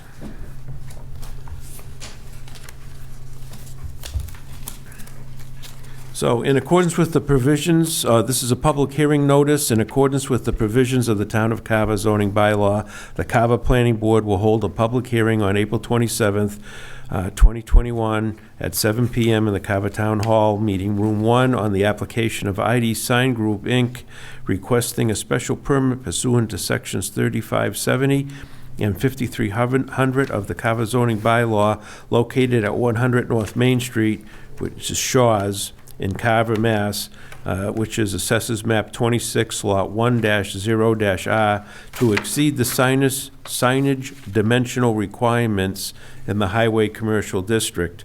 Any persons interested and wishing to be heard should appear at the time and place designated. A copy of the plan is on file at the Planning Department and may be reviewed during normal business hours. Carver Planning Board, Bruce Mackey, Chair. Carver Reporter, published dates April 2nd and April 9th of 2021. Now, is there anyone here to speak about this sign tonight at Shaw's? How you doing, guys? Oh, okay, we have somebody on Zoom. I never look to the right. It just seems so different, but yeah, it's good to see you. State your name for the record, please. How you doing? My name's Jamie Fisher. I'm with ID Sign Group. We're located in Easton, Massachusetts, and I'm here representing Shaw's. My client, they're located at 100 North Main Street. And Shaw's has asked that we install a 48-inch rondelle flush mount wall sign on the building's facade, off to the right of the existing Shaw's dimensional channel letter set. This drive up and go rondelle sign is 48 inches in diameter, and the hope in installing this sign is to promote the new drive up and go program. It's a contactless grocery shopping service in response to the COVID-19 health crisis. So the capsule, although, so the capsule is the dimensional element. It projects off the wall 3 inches with a Lexion face. It has translucent vinyl high performance graphics. And there's a small 7 5/8 inch tall dimensional acrylic letter set located underneath the rondelle. Also, if the planning board members would look in their packets, and we have this paper here, and it shows that they're going to put up a drive up and go sign. And if you go to Shaw's, you can see the Shaw's sign in front of the building there, and they're putting this to the right of it. That's all. And so it is a special permit here too. So Jim and I went out to view this today, and you know, there's plenty of room. I think it'll look fine there. So are there any questions by any of the planning board members? Yes, it appears to be illuminated, and I wasn't entirely certain that was appropriate. Now the Shaw sign isn't illuminated, correct? Yeah, could you speak about the illumination? And I can't recall I'd have to go there during an evening. We were there today. You know, I don't know if any of the other signs are illuminated or not. I didn't know that. Jim, are internal illuminated signs within? Double checking. I think it's permitted by special permit, but let me just double check before we. Anyone else have any other questions? Any other questions by any of the planning board members while Jim's looking that up? What is the full square footage of this sign? 18 and 3/4, so it's 18.75 square feet total. If you were to draw a box around the entire signage package, that includes the rondelle and the dimensional letter set. Thank you. Mr. Chair. Yes, Jim. So under section 3570, special permit to exceed dimensional and lighting requirements for signs, acting as the special permit granting authority, they issue a special permit to exceed the number and size of signs and to allow internally lit signs within the HC, DGV, GBP, IC, IA, IB, and AP zoning districts. Just trying to.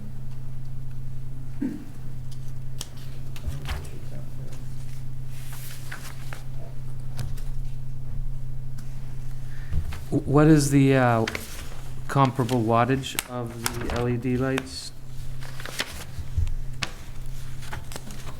Do you know what the wattage of the LED lights are, Michael?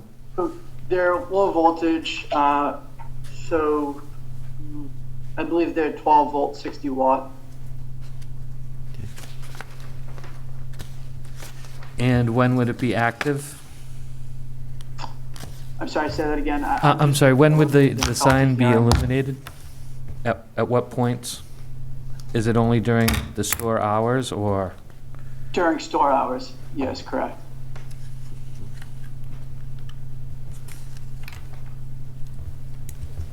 Zoning district is highway commercial, and so this would be a permitted use in the highway, or Okay. permitted use by a special permit in the highway commercial. Okay, so it would be internally lit, only lit during business hours at the plaza, and then it would be shut off at nights. And we can set that as a condition? We could, Yeah. sure. And I don't really have an issue. Okay. You didn't have time to come up with a,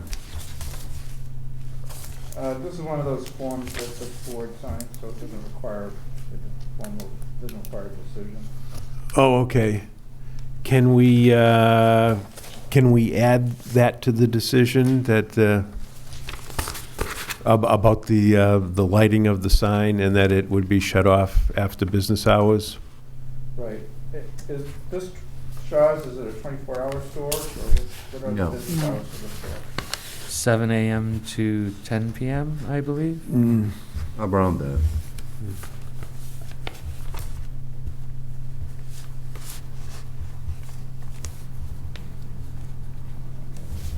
So you could add that, so we could approve it with that condition tonight, and then once you come up with the conditions, we'll just have to come and sign it afterwards, right? Right, because we can sign this tonight. Oh, Right, it's got the form on it. oh, okay, so okay. And you'll just add that to the form. All right, so I'll entertain a motion to approve the sign at Shaw's with the condition of the time of the light to be shut off at 10 o'clock, I believe. I'll make that said motion. I'll second that. Or I guess at the end of business hours. Yeah, that's what I would say, end of business. Yeah, end of business hours, because we're not really quite sure. Yeah, that's Okay. fine, yeah. All right. And then just, so business hours may be 7 to 10 right now, so if you say end of business hours, if they Or close later. during, yeah, Right. yeah, So just to make you aware of that, so. yeah, during business hours, okay, yeah. All right, so, anybody would like to make that motion? I did. Oh, okay, I'm sorry, Kevin. That's okay. And who seconded it? Connie. Connie, okay, so Connie Shea second. Further discussion? Seeing, see, this is a public hearing too, so, okay, so we can, Okay, so let's vote on this, and then we can close the public hearing, I guess, afterwards. Cornelia Shea says aye. Bruce Mackey, aye. Kevin Robinson, aye. Ellen Sordillo, aye. All right, entertain a motion to close the public hearing for Shaw's. I made that said motion. For a special permit. Huh? I made that said motion. Oh, so we already did the public hearing, okay. No, we No, we didn't closed do it. the public We hearing. voted in favor, but we haven't closed the hearing. We haven't closed the hearing Cornelia yet, Shea yeah. Motions to So I'll close make a the motion to public. close the hearing. Yeah. Okay, so Kevin second made it. a motion to close the public hearing. Connie made the second. Further discussion? Seeing none, we'll vote to close the public hearing. Cornelia Shea says aye. Bruce Mackey, aye. Kevin Robinson, aye. Ellen Sordillo, aye. All right, thank you. Wonderful, thank you. So just in summary, just so I have a fair understanding, the internal illumination is permitted so long as it's only operational during typical business hours. Yes. Okay, Yes. wonderful. Thank you so much, guys. Appreciate your time. Okay, thank you. Have a good one. Bye now. Have a good one. All right, so the next is an application of Miriam Gorey. And that's also a public hearing. In accordance, so this is a public hearing notice. In accordance with the provisions of the Town of Carver zoning bylaw, the Carver Planning Board will hold a public hearing on April 27th, 2021 at 7 p.m. in the Carver Town Hall Meeting Room 1 on the application of Miriam Gorey requesting a special permit, thank you, and pursuant to sections 5300 and 2230 of the Carver zoning bylaw located at 149 South Main Street in Carver, Mass. Assessors map 94, lot 11-0-R to operate a hobby/commercial kennel in a residential agricultural district. Any persons interested in wishing to be heard should appear at the time and place designated. A copy of this plan is on file at the Planning Department and may be reviewed during normal business hours. Carver Planning Board, Bruce Mackey, Chair. Carver report of published dates were April 2nd and April 9th of 2021. So is there anybody here to speak about this? Yeah, if you could sit in the chair and speak into the microphone, please. I must say that, so let's, in our packets here, we have the application. Jim and I did drive by the residence today, and as you go down 58 and you pass the smokehouse, it's the second house on the same, further down. It's right at the intersection. Let me see, in here, there are sketches, because I did look at what we needed here, so we did need some plans. And usually on things like this, we just accept a sketch. And so it does show a house and a shed. It shows the existing fence where dogs are kept, and then there's a proposed fence shown on the sketch too. So all this is shown in your packet. So, okay, if you want to speak about this, give us your name and address, please. And My name is Paul Dumond. I live at 147 South Main Street, so I'm the Gorey's neighbor on the left-hand side of their house. My problem with this is in the Little Red Smokehouse Plaza, there's already a dog grooming place there, and they have their dogs outside, and they're barking constantly all day long. Now, I've heard barking coming from the neighbor's house, but they have a couple of dogs of their own, so I always thought it was just their own dogs. And then come to find out when I got this letter that now they want to open up a kennel. Well, if you bear with me, I'll play you what my yard, my backyard, or if I'm sitting on my deck, sounds like on a daily basis. And when we're fortunate enough to have, so that they both have dogs out at the same time, we get this in stereo, and it's lovely. so you're the house, so we went by the plaza with the Little Red Smokehouse. Right. And then there's a house Right. beyond that, and that's your house? Right. And then there's the next house over Next we house saw is Gorey's, where right. there was like a pendant area and there were a couple of dogs outside. Right. I wasn't aware. Like I said, I've heard barking come from their house, but I know that they have 2 dogs of their own, so I always assumed it was their own dog. And then when I got the letter saying, and then I saw the penned area that they have, and, you know, there was a bunch of dogs in there. But I've got a bunch of recordings here, but I'll just play you what it sounds like on a daily basis.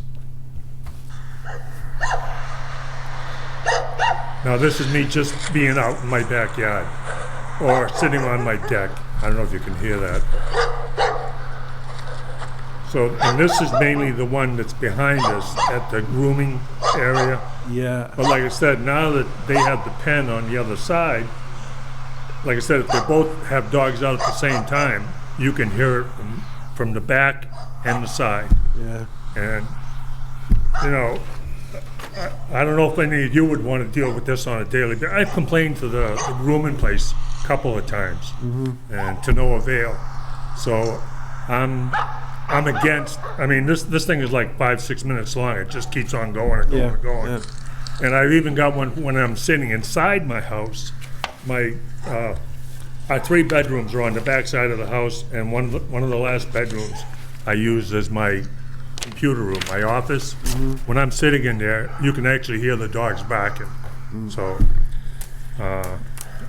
my wife, thank goodness, is hard of hearing, so she doesn't hear it as well as that. That was me yelling "shut up" at them, because I said I can't go out in my yard without having to listen to this all day long. Yeah. And now if they have the dog kennel on the other side, I mean, that's a bit much. I don't know. I don't know if any of you would want this in your backyards. I know I don't. Yeah. Huh? Bear with me just a second here. I'll play you one where I'm actually sitting in the house.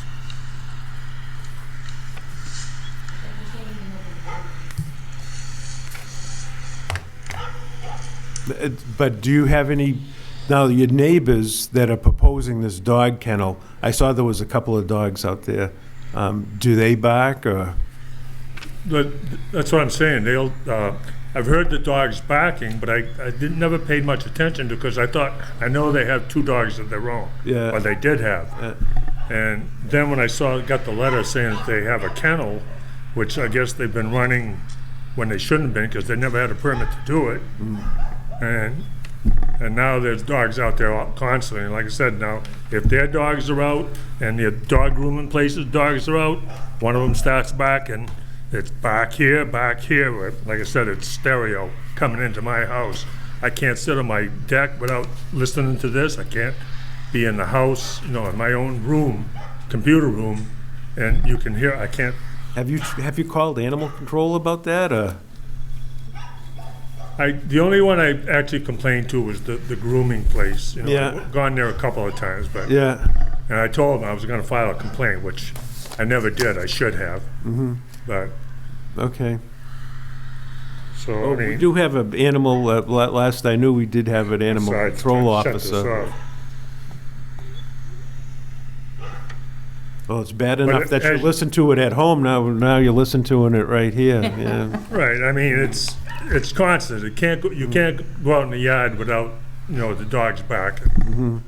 And Well, so we. I get just that. want to put my 2 cents in that I don't think they should be able to do it. Okay. All right. All right. Thank you. I appreciate See it. your point, Jim. Just see if the applicant is here. Is the applicant here?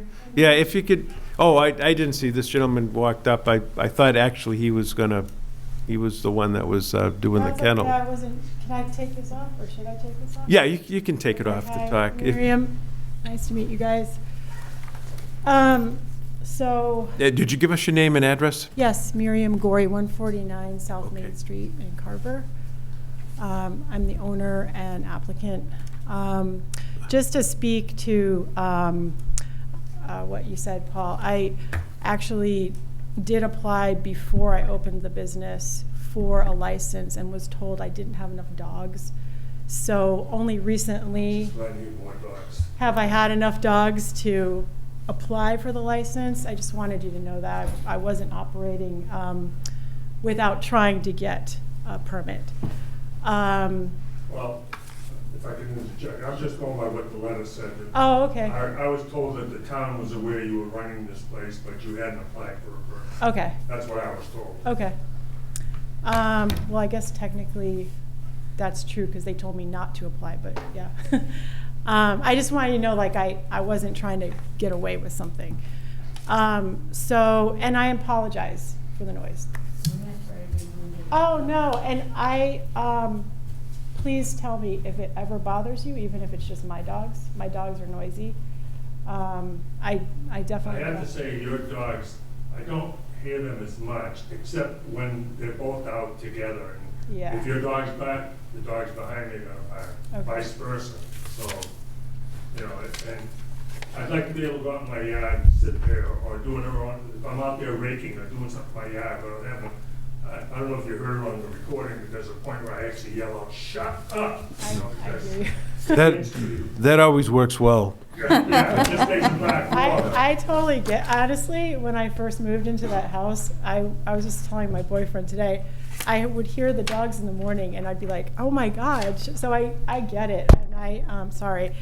I do my best to try to keep the dogs quiet, but I can do better.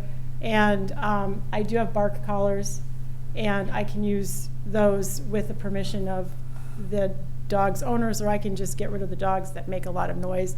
My dogs, as I said, are culprits of that, and I can be more, proactive by always making them wear the bark collars, because I really don't know how it's affecting people. So I'm glad that you came to tell me. I'm surprised there wasn't anybody else. Well, we're the closest ones to Yeah, you. you're right. They're like right next door to me. Okay. So, yeah.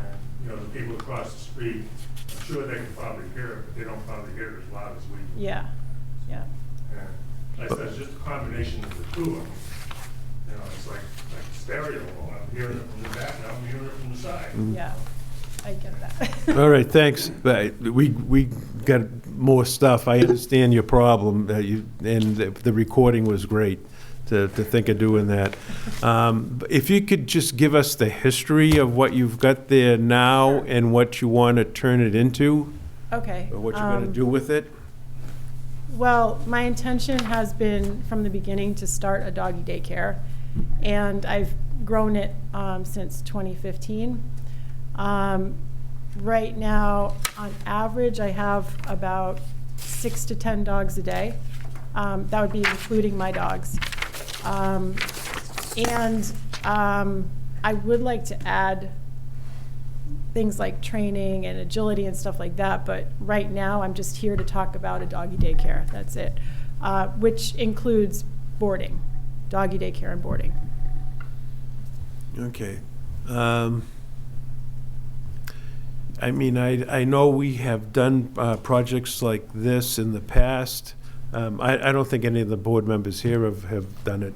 Maybe Kevin, we did anti-steps, and yeah, and we required them, for fencing and different things like that. What did you plan for fencing there? So you were going to keep the dogs outside, you say? Yeah. You have 6 or 8 dogs, and they would be outside. Yeah, so I have a fenced-in area. You drove by, right? We did. Yes, Jim and I drove by today. Yeah.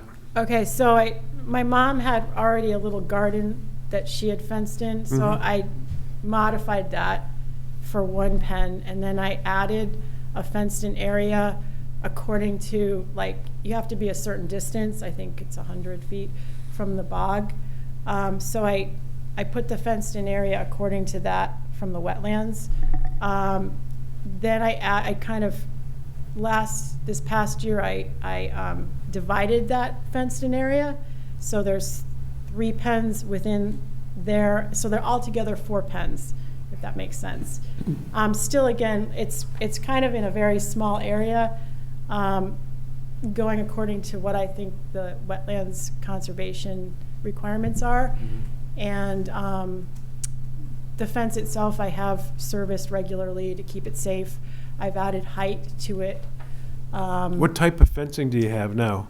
It's polypropylene mesh, I think is what it's called. And then there's a metal a small, I don't remember what it's made out of. There's a metal mesh as well on top of it. There's some metal at the bottom to keep them from digging under. I think that the regular kind probably would have been better, but this is working right now. The chain link would have been better, but this is working right now. Okay. I believe, and I'd have to drive by and take a look, or either that, we'd have to pull the site plan up. I mean, okay, I mean, I think I have some issues with the fencing. I think we made other people put up stockade fencing, and we also made them put in like small dumpsters for waste and stuff like that too, that was picked up regularly. Waste schedule. Yeah. So for, once a week or something like that, anyway.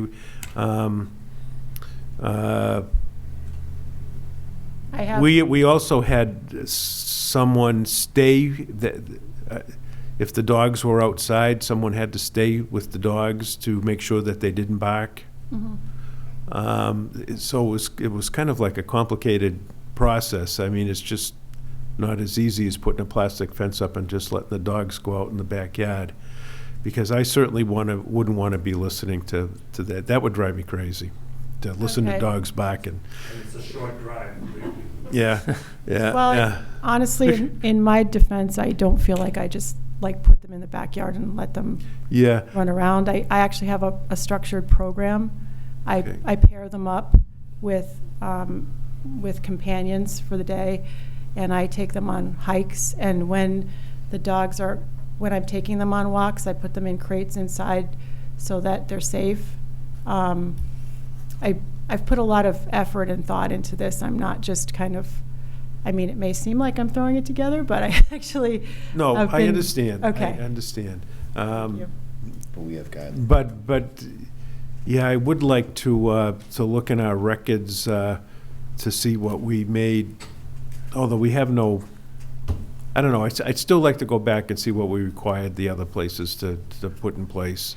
I mean, because I understand you're trying to do a business there, and as good as you may be, I still wouldn't want to have these people listen to any more barking, and or to have one of the dogs that's on your property bark a few times and then set the other dogs off barking. It's unreasonable to have these two things on either side of your house. I hear that. But on another note, though, is it fair to not allow me to open a business? And also, I've been open for 5 years, and I came to apply 5 years ago. And at that time, if I'd been allowed to apply, now I'm already established. This is my income. So if you take this away from me, I have to restart my whole life. Yeah. And again, I came to you guys. I didn't just try to do something under the table. I came. So please take that into consideration. I think what I'd like to do, is to come up with what needs to be done out there so that you can conduct a proper business without but let's look into our records and see what we can come up with. I mean, I don't want to adversely overburden you, but yet I just can't see people. The houses are very close there in that area. I mean, I just can't see the neighbors having to put up with that. I mean, at least the solar field's quiet. Agreed. But And the dog barking is, so now you have, how many dogs do you service there now? Around an average of 6 to 10 a day. 6 to 10 a day. Mm-hmm. And how many do you propose in the future? Well, I don't know that I'd want that many more because I wouldn't be able to handle that many Okay. more. Yeah. All right. And so this 6 to 10 a day, some of them people drop off Yes. As a doggy daycare thing, and then they pick them up in the evening? Yes. All right, and then, but you're also saying that you might want to board some also? I have been boarding. You have been boarding? Yeah. And that's it's sporadic, and especially with COVID, it's been, people aren't going on vacation as much, but it is Right. part of my business plan. No, but they will be once we get out of this Yeah. COVID era. Okay, so then how many do you plan on boarding? I've never really had more than 4 at a time. So that's in addition to? Usually they're dogs that already come for daycare, so maybe I have a couple clients that come just for boarding, but they don't. Yeah, so maybe I would say you could maybe bump it up to 12, but I really don't get much more than that. That's including my dogs. So. Okay, so where do these dogs stay? Where do you board them? Are they in the garage or a shed, or are they outside all day long? Or? I have a basement area that is specifically a boarding, and it can be an indoor play area. I have crates in there. That's in the basement of the house? Yes, Okay. yes. Okay. The inspector has come out to see it. She gave me a thumbs up. Okay. A while ago. All right. Yeah, so. Just for clarity, do you mean the dog animal control officer? Yes, yeah. Elise, is it? Elise? Yep. Yeah. Can I interject something again? This is probably hurting my cause. I hear her dogs, but it's not so much her dogs that are more irritating to me as it is the doggy grooming place behind me.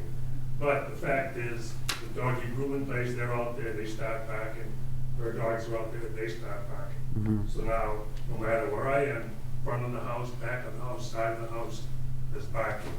So if she could, and I'm not trying to put anybody out of business, believe me. That's not my intention, at least.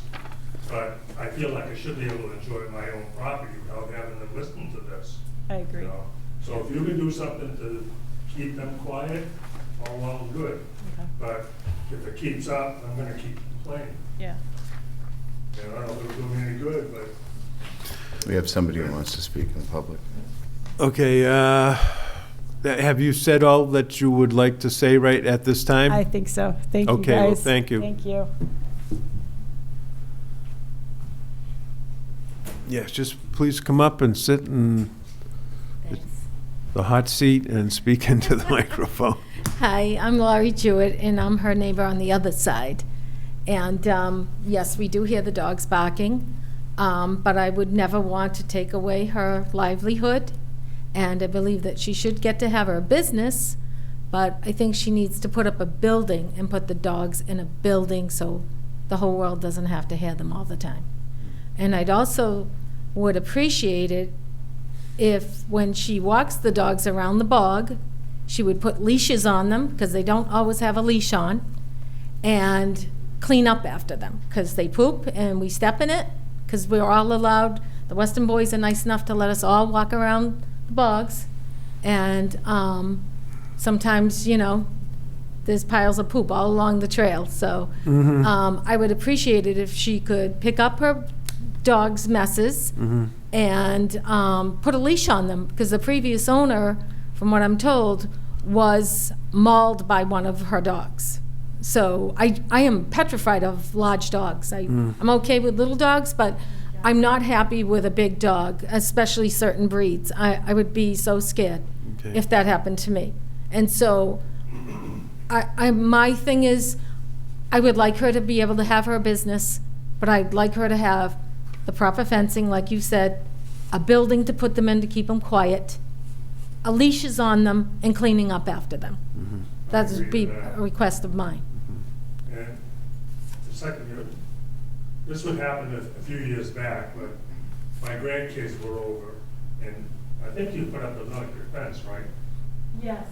Okay. Well, before she put up a fence, my grandkids were little. They were, 7, 8 years old. And her 2 dogs came racing across the front yard, barking at them. my granddaughter is petrified of dogs.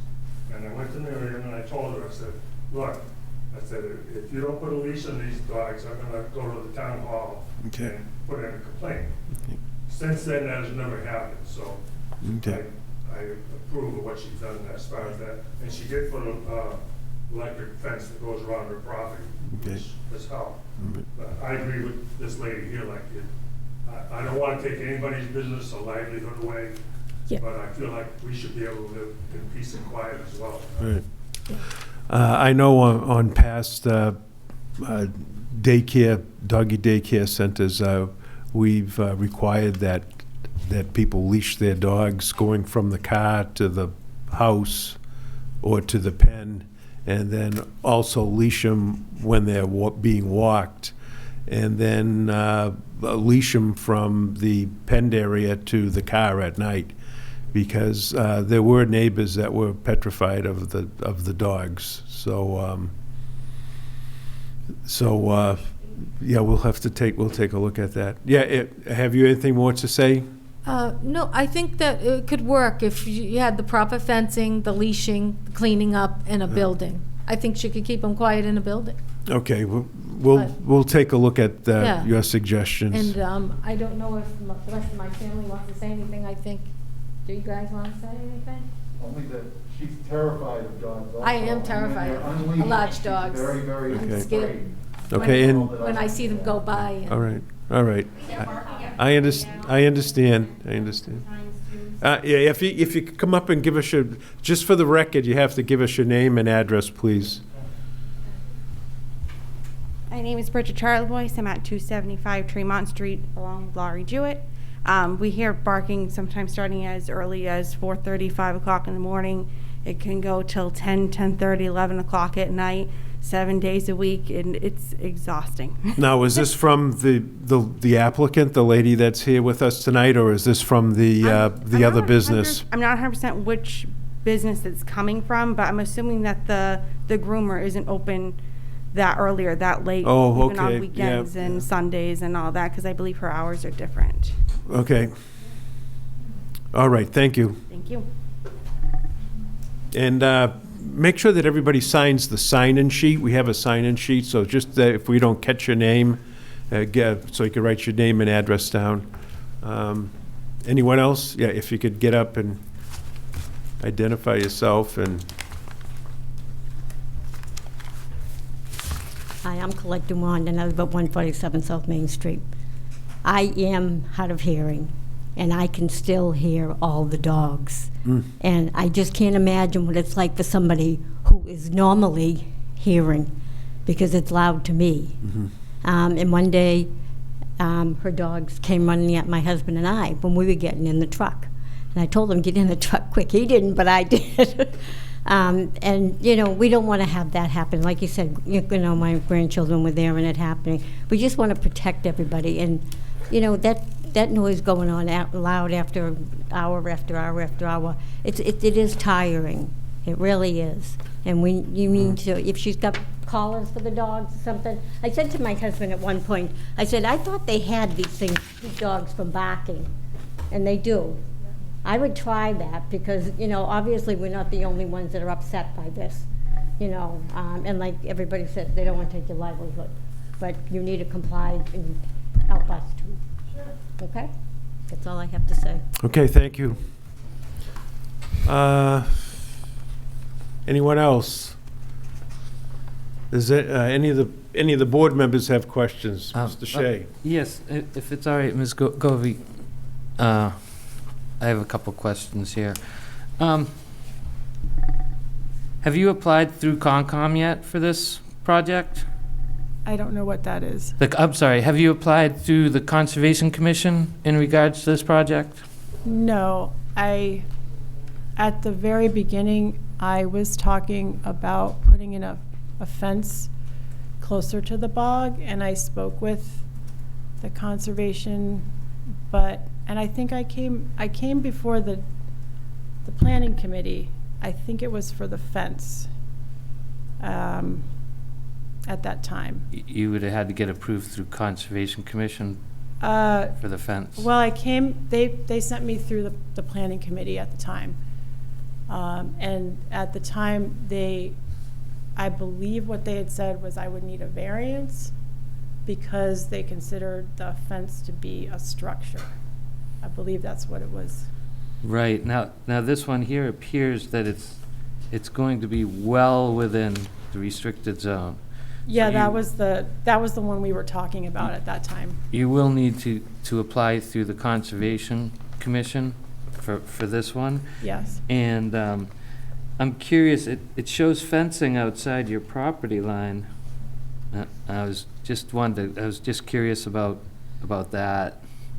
Is that part of your fencing, or is that like a state or town I have to fencing? look at what you're looking at.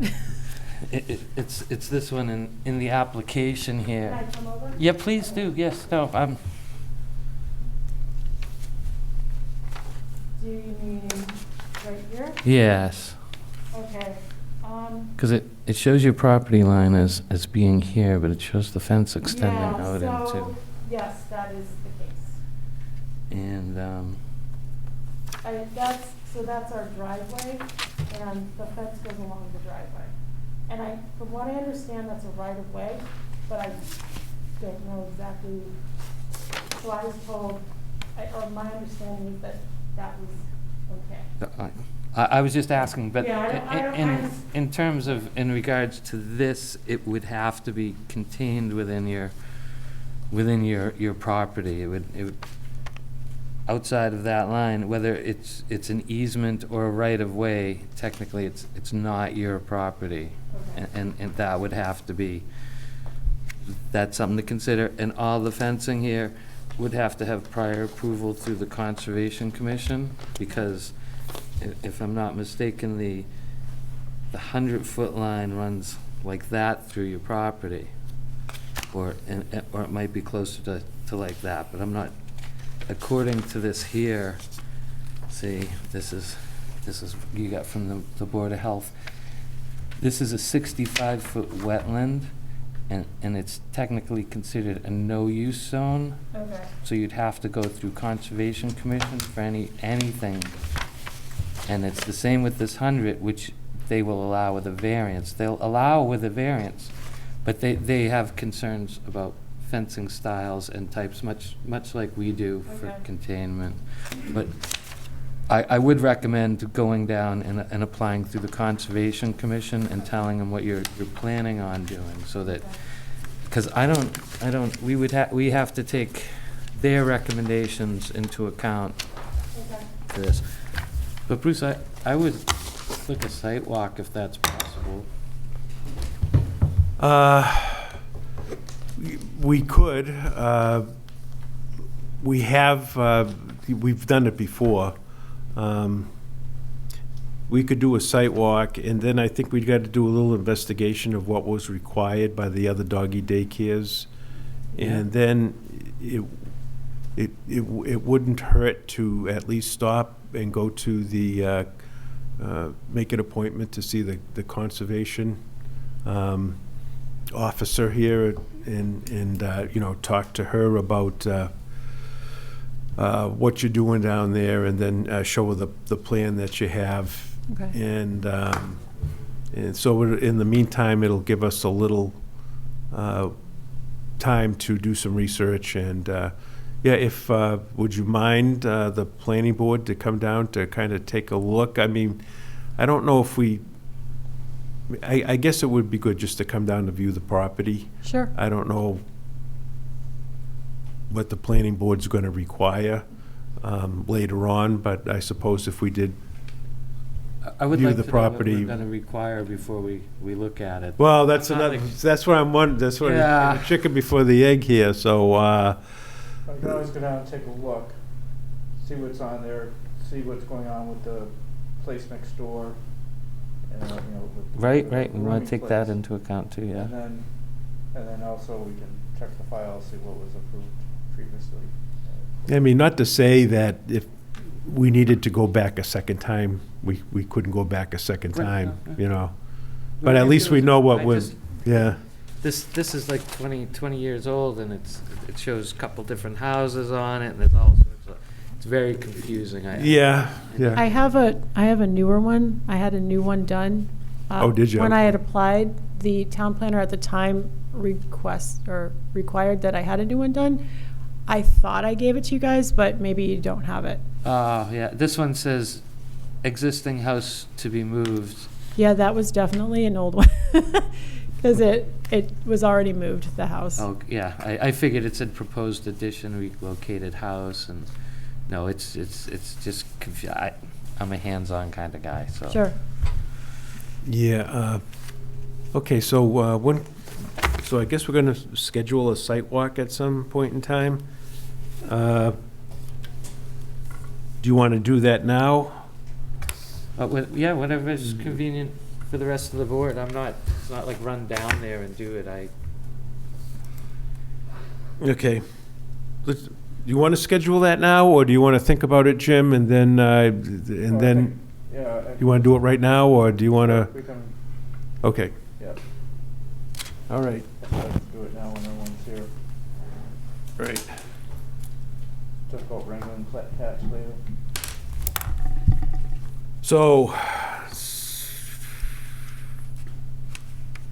today is the 27th, so, I don't know, when's a good time?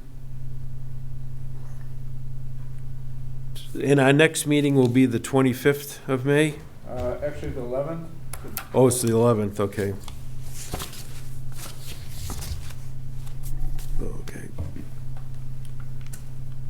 Okay. Okay, so we got a couple of weeks. How about Cinco de Mayo, Wednesday the 5th at noontime? Oh, that's whatever's convenient for the board. Oh, wait, Wednesday the 5th. Wednesdays and Thursdays are difficult for me, but Okay. I could possibly try to make it on lunch. Okay. Rich, would you want to come? Ellen, did you want to? Well, Wednesday the 5th. I mean, we could do, any time. I mean, for me, and I think Connie, we could come any time. If you Actually, want I'm busy Wednesday. I You're could busy do Thursday. if you Wednesdays? wanted. Thursday's better? Thursday for me would be better. All right. Ellen, Thursday, the 6th? At noontime? That's fine with me, yeah. Thursday, the 6th at noontime, is that all right with you? Yes, For us to visit? Yeah. All right. Mhm.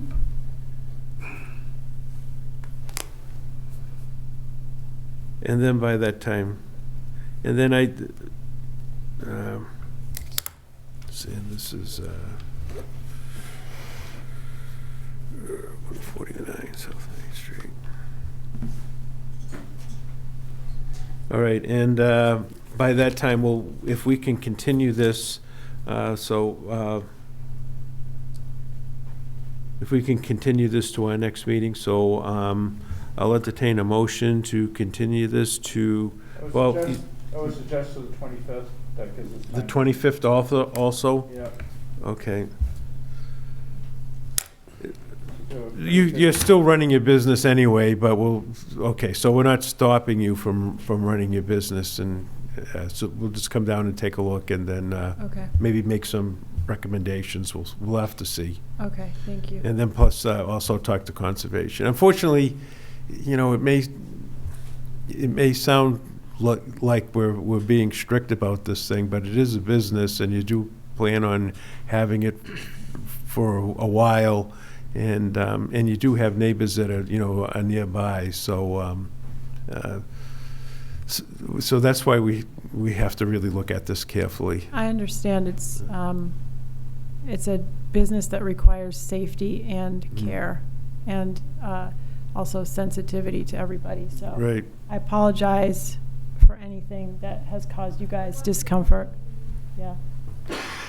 Okay, I'll entertain a motion to continue the public hearing for Miriam Gorey, 149 South Main Street, to May 25th at 7. I'll make that said motion. So I'll second. Kevin made the motion. Here a second. Ellen? Ellen. Okay, Ellen made the second, okay. So, we have motion second. Any further discussion? Seeing none, let's vote. Mr. Shea? Cornelius Shea says aye. Bruce Mackey, aye. Kevin Robinson, aye. Ellen Sodillo, aye. Okay. All right, thank you. Thank you very much, everybody. Thank you. Thank you for your time. Have a good night. Okay, we have an application.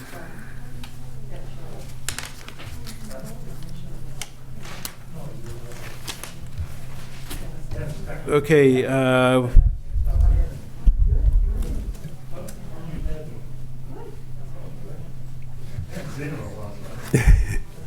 if you could just move out so we can continue, I thank you for doing that. We have a public hearing notice in accordance with the provisions of the Town of Carver zoning bylaw. The Carver Planning Board will hold a public hearing on April 27th, 2021 at 7 p.m. in the Carver Town Hall, Meeting Room 1, on the application of David Mulcahy, 1929 Development, Inc., requesting a special permit and site plan review under sections 2230, 2330, 3100, 4300, 5300 of the Carver zoning bylaw, located at 157 North Main Street in Carver, Mass. Assessor map 24 lots A, B, and C for the construction of a 5,000 square foot craftsman tradesman building in order to operate a deer tick and mosquito control business in a highway commercial district. Any persons interested in wishing to be heard should appear at time and place designated. A copy of the plan is on file at the planning department and may be reviewed during normal business hours. All right. Oh, good evening. Good evening. I'm Scott Farnar with Grady Consulting, here on behalf of the applicant David Mulcahy. We're submitting for a couple of special permits here for the Oh Deer business. The business has been growing. They're looking to expand. So they're looking to construct a new 5,000 square foot craftsman tradesman building. So one of the other special permits we're seeking are two multiple principal structures on the same property. So Oh Deer, they do mosquito and tick repellent, but the current building will contain all of the materials needed for that business. This new building will be just for storage of equipment and such.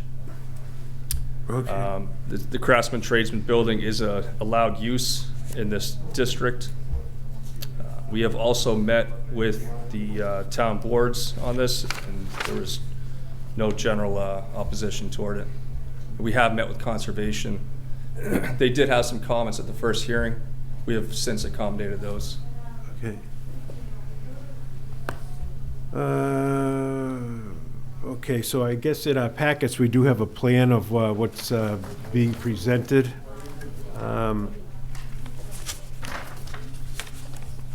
I think on the last one, on the last building we did there, I remember that came before the planning board, and I think there was, because they were storing some chemicals and stuff there were some things we did in the floor for protection of any spill containment. And do you plan on doing anything like that here? No, we don't plan on that. Again, we will not be storing any of those type of materials inside this new structure. Okay, so what are you going to store in here? Equipment and vehicles. So it's David Mulcahy, 157 North Main. So the building itself has the floor drains, which has a double wall tank outside. I think it's a 1,500 gallon tank. But the product itself is kept in, let's say, building A in the back. That is there's an 8x8 containment room with a containment basin in there. So if there's any spillage on that, it goes in there. If that were to fail, it then goes into the floor drains in that building. So this is strictly for vehicle storage.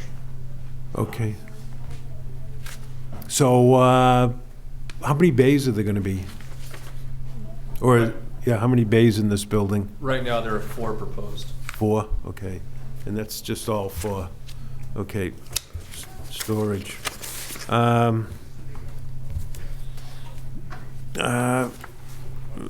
I think you gotta keep those doors, I think because it's a public hearing, you still have to keep the doors open, Jim. But if you could ask those people to go downstairs, you know, they can talk downstairs too, if they want. But yeah, it's like an echo chamber up here.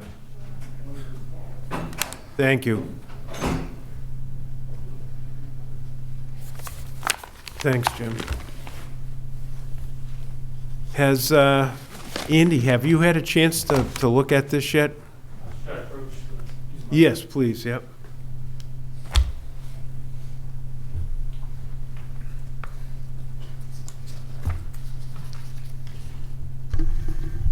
Andy Glines with Fuss & O'Neill.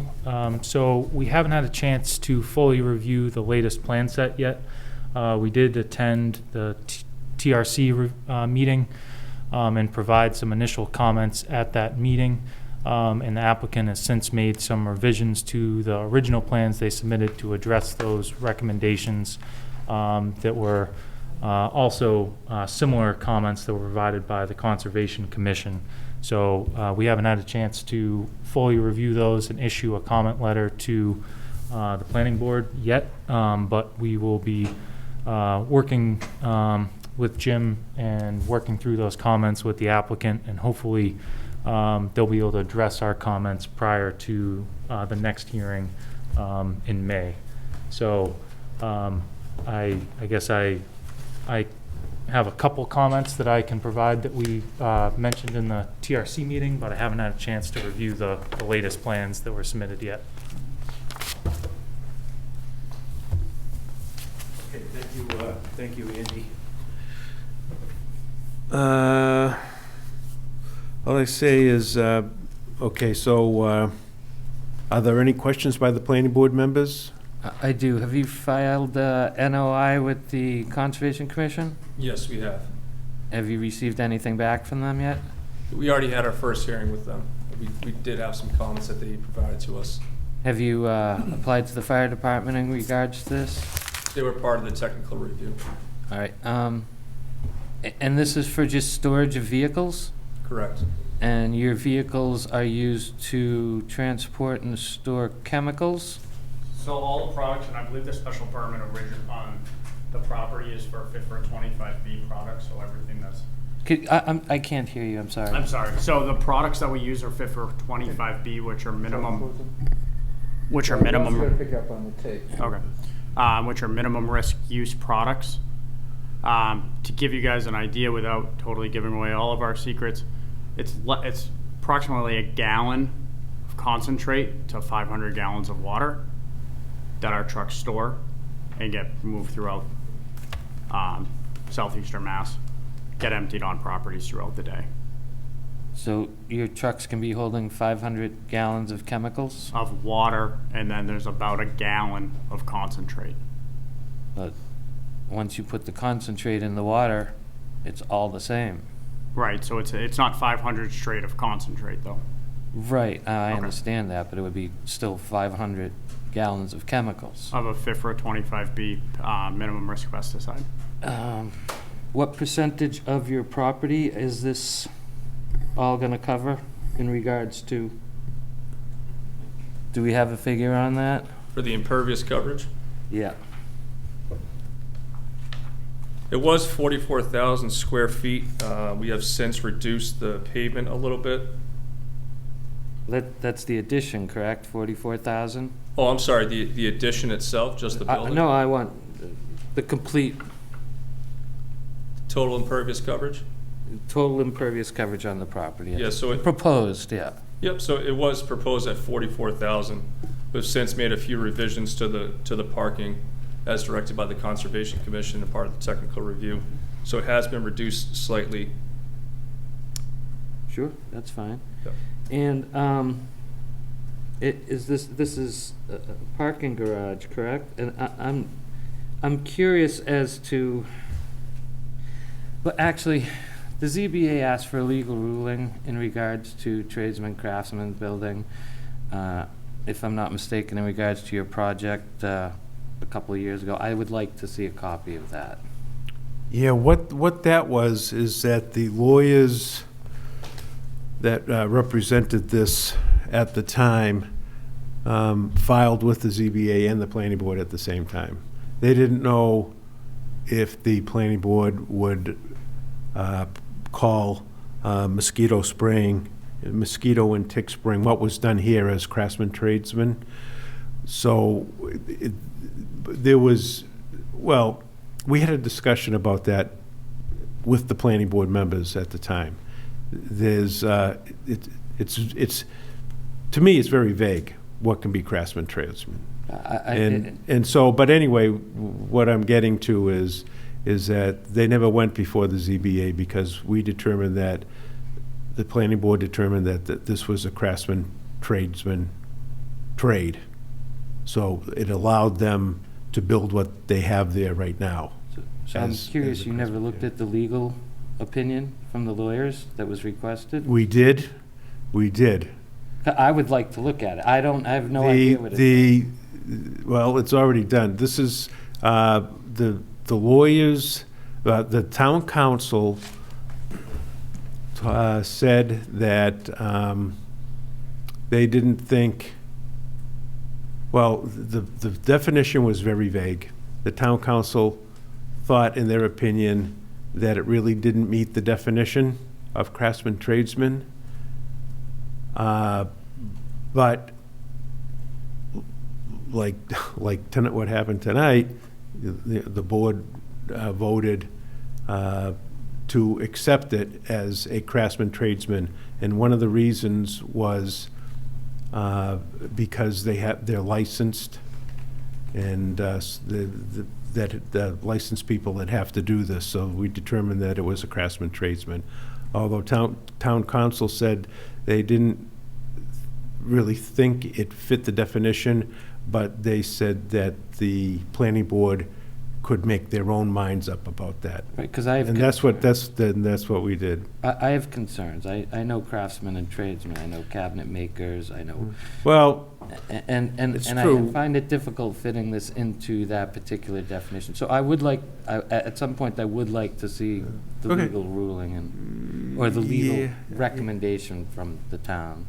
I mean, it was already determined to be a craftsman tradesman's use. Well, And the project was built there with the planning board approving it as a craftsman tradesman and approving this company as a craftsman tradesman. Okay, so it's not in company. regards to the building itself, because No. Because it And- says craftsman tradesman building, and it sounds more like they're expanding the parking and. Well, I think what they have there now, what the original site was, they have the original house there that I believe is used as an office. And then the building out back became, I think in the end, it became detached. At one time, it was joined to the original, the older building. And that was where they would store their materials. And the planning board requested that they, well, whoever, I don't know if they came before the planning board with the plan already in hand, or if we suggested this, but it did have a system to capture any chemicals that would fall on the floor if it was liquid. So that was all set in place. So, this is already an established use. This type of operation has already been determined by the planning board to be a craftsman tradesman type business. I mean, at this point, to go back and question that, I don't think you can. That's Yeah, fine. I yeah. still would like to see it. I think. Sure, you can dig out the files. Yeah, I won't let it affect. Yeah, and then also, not to be negative about what you're saying, because it isn't, when you said that they're storing trucks with liquid in them, whether it be water, and then they have the gallon of additive, where are those trucks being stored now? Just outside, right? Yeah, so they're either outside or they're inside, depending on what. Yeah. So, that's just something to take into consideration also. Not that they weren't good questions. All right, anybody else before we'll see if there's anybody, So this building here, you're gonna use for storage for the trucks? Yes. Are they gonna be full when you store them? Or empty? They can be full, they can be empty. Okay. What the big thing is the winter storage, is getting them, putting vehicles inside throughout the winter makes it a heck of a lot easier. Well, no, the reason I ask is, you know, if you don't have a spill area there and the truck springs a leak overnight, So all you the- got 500 gallons on the floor, right?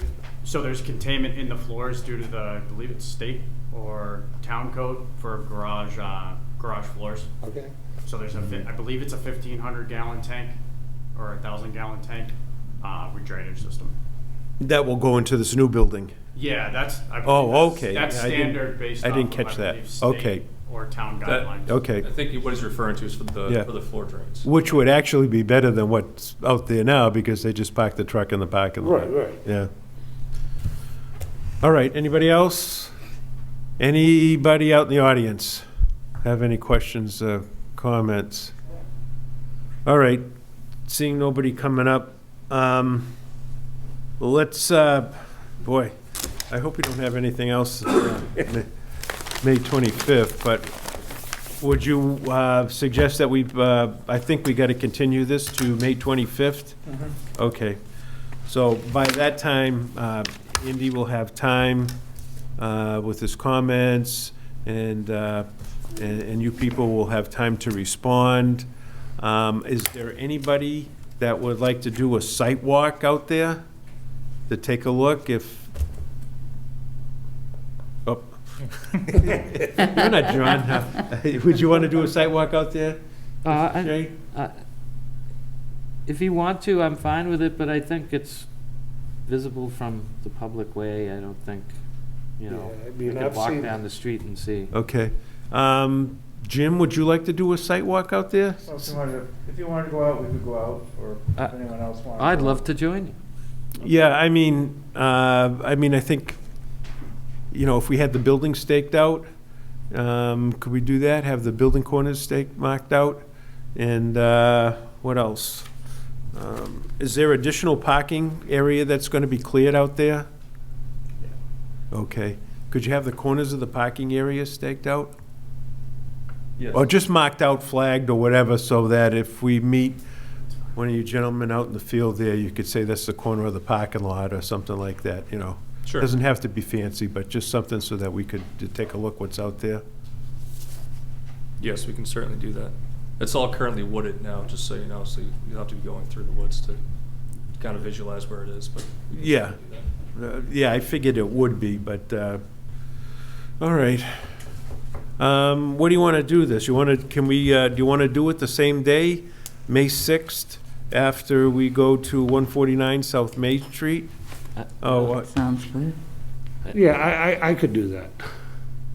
I mean, I don't think You're gonna go from all the way South Carver to North Carver? I mean, it's just like going from. Take like one end a of- whole day, you It's know? like going from one end of Florida to the other, you know? Yeah. Unless you want to do it the following week, you know? I don't know, how would you like to do it, Jim? Either way, we were South Carver today, and we ended up in North Carver. Didn't take too long, you know. No, I mean, I don't think I think our flight took longer to wait for the interconnection. I think it won't take us, I don't think it'll take us more than, well, an hour total with travel to go from some Yeah. South Main Street, but then again, Yeah. is it gonna? I prefer another day. Okay, well, we can do that. How about, we do Thursday, the 13th then? Yep, I can do that. Is that all right, Jim? Would that fit into your schedule? What was it again? The May 13th? I mean, okay. Unless we do a Friday. So if we do one on the 6th, can we do the other one on the 7th? I mean, I'm open to any of those. Oh, Friday's Probably not good. Friday's not Around good. on that particular Yeah, Friday. yeah. Okay. So we're gonna go with Thursday, the 13th? Noontime? Thursday, the 13th at noontime? Yep. Good Does to that me. work with you, Jim? All right. All right. And that shouldn't take us too long to do that. Just to take a look. All right. All right, so, did we already, okay, so I'll entertain a motion to continue the public hearing of David Mulcahy, 157 North Main Street, to May 25th at 7 o'clock. I'll make that said motion. I'll second that motion. Okay, Kevin made the motion. Mr. Shea, second. Further discussion? Seeing none, let's vote. Cornelia Shea says aye. Bruce Mackey, aye. Kevin Robinson, aye. Ellen Sordillo, aye. All right. So does that give you gentlemen enough time to mark out the buildings in the parking lot? Yes, certainly. Okay, great. Thank you very much. Thank you. All right, one more.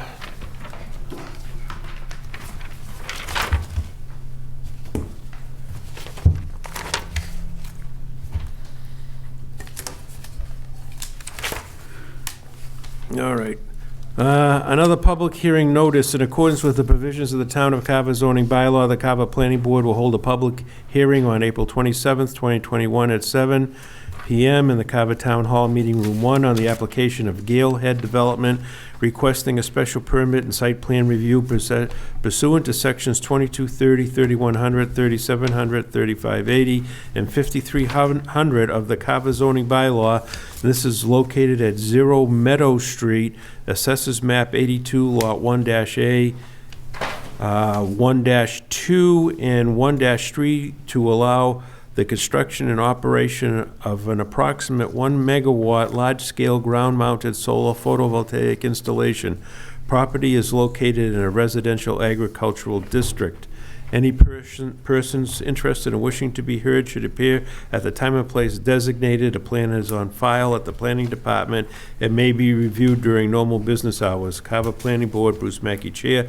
Published dates were April 2nd and April 9th of 2021. So good evening. Good evening. Good evening. If you could identify yourself and then tell us what this project's all about. Sure. Do you want to introduce yourself again? Sure. Yeah, if you could, since you have masks on, if you could just speak closely to the microphone, please. Yep, will do. Hi, my name is Lucas Faria, and I represent the applicant, Galehead Development. We're requesting a special permit for a solar facility located on Meadow Street. And I'm Jocelyn Gambone with VHB, the civil engineer of record.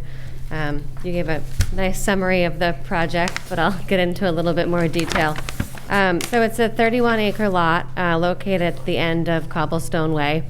Both of these lots are in common ownership. I'm not sure if you can quite see my figure from that far away. Yeah, okay, that's in back you, okay. I can move it to the center. Yeah, I think we can do that. I was just copying the folks before me. Sure. So as you can see, it's a cranberry bog today. The project will be located on the southernmost bog. That bog itself is about 7 acres, and the solar panels will take up about 4 acres of that bog. So access will be via Cobblestone Lane. The interconnection to the electrical grid will be on Cobblestone Way as well via overhead wires and a series of poles. And then connecting into existing overhead wires on Meadow Street. We'll be maintaining the existing access roads that surround the bogs, shown there in the brownish color. Vary in width between 10 and 30 feet, 30 feet being on the northern side of that bog, highlighted in green. The bog will be taken out of use for cranberry production. The cranberry plant will be removed and then replaced with a meadow mix. Erosion controls will be installed around the perimeter of work. And then we're also proposing to install a new 20-foot wide gravel path that you can kind of see in the lightish gray color in the north corner of that figure. And that's just to access the electrical equipment. on 2 small concrete pads. The entire area will be fenced with a 6-foot-high chain link fence with secure access gates at various points, so that in the event if the fire department needs to access the system, they have a few different points where they can do so. In terms of stormwater, we're pretty much maintaining the existing grading and drainage patterns that exist on the bog, with the exception of just changing the cover type. The curve number remains the same, so there's no additional need for stormwater detention or infiltration. The existing ditch that does exist around the bog today will be maintained, just to allow any stormwater to drain off away from the panels. We will be slightly modifying the outlet control structure, just to make sure that, again, it doesn't get blocked, to allow that bog to freely drain. And then in terms of setbacks, we are requesting a waiver. Well, that's technically the right term for it, but we have reached out to the abutters to reduce the 200-foot setback to 50 feet along the southern and then eastern property bound. There is an abutter in the southeast corner that we are providing a 230-foot setback from, so no waiver requested there. And then to the north, we're providing over 800 feet to the property line. And then to the west, let's see, just over 390 feet. Is this owned by the parcels to the east? Correct, yes, yep. So with that, I'm happy to answer any specific questions. We did go to Concom last week. They issued an order of conditions for the project. We also had a technical review meeting. I know Fuss & O'Neill is in progress of reviewing the plans and plan to issue a comment letter. And once we receive that, we'll be happy to address any comments that they may have. Okay. So this is going to be a ground-mounted system? Correct. Okay. How many abutters do you have to ask for a waiver of the setback? I believe it's 2. Okay, sure. So we've actually asked 3 different abutters. One of them is the common ownership, so the same landowner. But we spoke with Jim, and he recommended us have that on record, just in case in the future someone, for example, decides to sell the land. We have that on record. So in total, 3. The southern landowner, we requested that waiver as well to be reduced from 250 feet, as well as the 2 others to the east. And the abutter to the, I believe it's the northeast, that also has, I believe it is above the 200 feet, but we also requested that just in case any of the roads or any other parts of the array come into that 50 feet. So you do realize that everybody has to give you a waiver or it doesn't work? Yes, we have the signed waivers. Oh, you have the signed waivers Yes, for all of them? For these 3, No, you have yes. to have all of them now. Because when we were talking about proposed changes to the bylaws that weren't approved. So the language in the current bylaw says all direct abutters need to sign the waivers. So you need every single direct abutter in order to get the waiver. Okay. If one abutter doesn't give you the waiver, that's it. It doesn't work.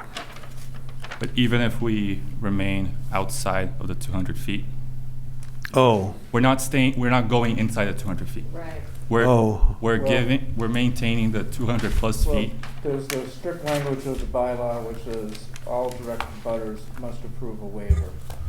Yeah, and to address that, actually, I believe we spoke previously about this and asked which ones were direct abutters and which ones weren't. And for the southeastern, last we spoke, I believe didn't require that waiver. Right, I think it needs to be relooked at again, because when we were speaking, we were talking about proposed versus the current bylaw. So I think you need to relook at all that, just to make sure that all direct abutters sign a waiver. That's what the language of the bylaw says. Okay, we can take a look at that. Yeah. Yep. But just to be clear, for now, we do have waivers for anyone that's within the 200 feet of the project. Okay.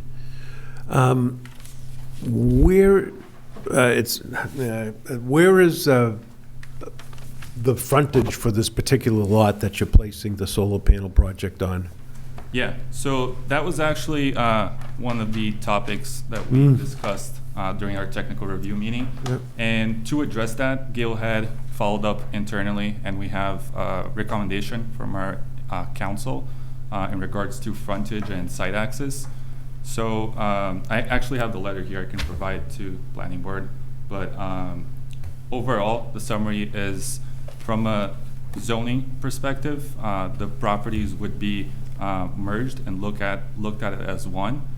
However, the landowner would retain ownership of these separate two parcels, and they would be essentially under common ownership and give site access since they're contiguous parcels to the project. And I provide this to you. Thank you. Yep. Are those not rear lots?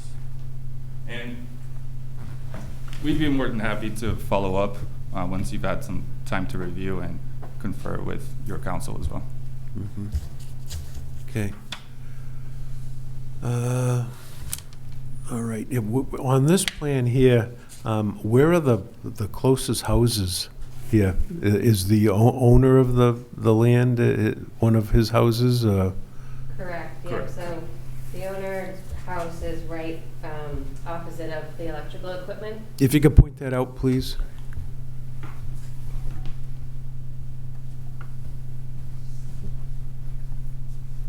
So there's a house here, Okay, and then there's also a house here. okay. I believe is the landowner's son. And then to Okay. the west is the river, which acts as the town, which is the town line of Middleborough. And then to the south here is another bog. I'm not sure, I'm drawing a blank on what's to the north, but I believe it's wooded. Okay. Because, yeah, we have been to, not this particular lot, but we've been in the area for another solar panel system next to the son's house. I believe, right? That is correct. Yeah, that's, yeah. 23 model. Okay. All right. So, and you haven't had time to look at this, this has been just presented, okay? Yeah, we presented initial verbal comments during the TRC meeting, but we haven't issued a formal comment letter yet. Okay, so I propose, we gotta, I hate to even do a site walk until this thing is thoroughly investigated, whether this can happen or not.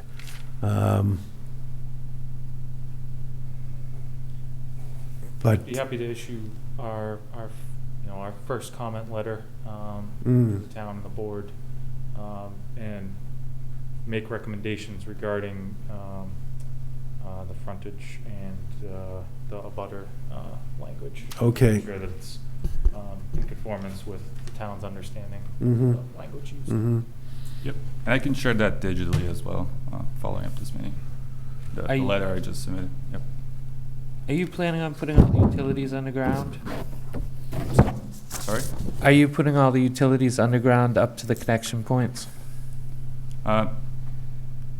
That's really up to Eversource when we get to that point. But we'll have to. Your connection coordinate with points them. are up to Eversource, but between the production and the connection points, I'm Yep. asking, is this planned to be underground? Yes, the project will be underground. Okay. Yep. The connections will be underground. All right. If there aren't any other questions by the planning board members, anybody else have any questions? We're going to have another meeting on this anyway, possibly a site walk at some point in time too. How about, is there anybody out in the audience that has neighbors, good things or bad things to say about this project? All right, seeing none. Just to clarify, what Mr. Shea was asking about, so there will be overhead wires, but the project itself, within the bounds of the project, all the cables will be underground. Right. Generally, we expect it to be underground for as much as possible. Isn't that correct? Yeah, I think by the bylaw, but we'd have to take a look at that. So where do you plan on going underground with the wires, and when will they pop up on the poles? Is it easier if I just get up and point? Yeah, please. So they'll run overhead from Meadow Street on poles. There are existing poles along Cobblestone Lane, so we've shown new poles for now, but there could be an opportunity that they could just be hung on the same poles pending Eversource's input. But from this location here, just in front of the house here, we would then be proposing to run them underground to the electrical equipment, and then everything would be fed underground to the panels as well. Okay. So that's something that, yeah, we'd have to take a look at, Andy, too. See if it complies with our bylaws. Anything, Jim, did you have something to say? So, this letter refers to a definitive subdivision plan that was filed with the planning board, and then also approval not required lot. Is it possible to get copies of those documents so we can? Yeah, absolutely. We can provide you copies of those as well. Approval not required lot? Well, there was a subdivision approved, which may provide, that access road, and then there were mentioned some approval not required lots. So I think it'd be useful to get that information so we can, make a determination, that the, required access to the site. We'll provide that after this meeting, and I believe the town should also have records of those drawings. Yeah, but we'll provide them. Right. All right, anything else by planning board? Oh, Jim, I mean, do you want to schedule a site walk now, or should we wait to see if this is all going to happen? What's your feelings about this? Yeah, so I guess we should probably look into just confirm the information about the waivers? Butter waivers, and confirm that, and then also with the subdivision, definitive subdivision that was approved. Okay. Take a look at that information and figure out, okay, does that do the trick in terms of the access way? And then if need be, you can notify the applicant and the applicant's engineers to stake it out, and then we can schedule a site walk. Just by email, we can figure out a date. Okay. I think so, because we already got 2 site walks already scheduled for us. I just want to make sure that this is reviewed before we go on the site walk. Yep. We'd be happy to do a site walk within the next week, if that works for everyone. Well, it all depends upon our review engineer here. Okay. And, So I think we're looking maybe more than a week. It might be 2 weeks out for a site walk. Okay. So Well, we actually we did a site walk. I believe it was last week with the Conservation Commission. Did you? Yeah. All right. All right. Before we do, since we have other site walks and other things to get ready for, let's just wait. Then we'll try to schedule by email when we can do this. But you want to continue this to, at least we'll continue the meeting, and we'll try to plan a site walk after review of the plans. So this will also be for the 25th of May? So how come we're not putting anything on the 11th? We Yeah, have what's other going on agenda the items 11th, Jim? So we have Limbia's Path is coming in for discussion on all the outstanding items that they have to deal with, so they're going to give an update. The affordable home, the paving of the road. They want to see if the board will approve allowing a foundation on lot 1, so that way they don't have to worry about the road being damaged by cement trucks coming in to put the foundation in. But that's a decision of the board. What else is there? You have to deal with the conservation area. So we've already got a full night.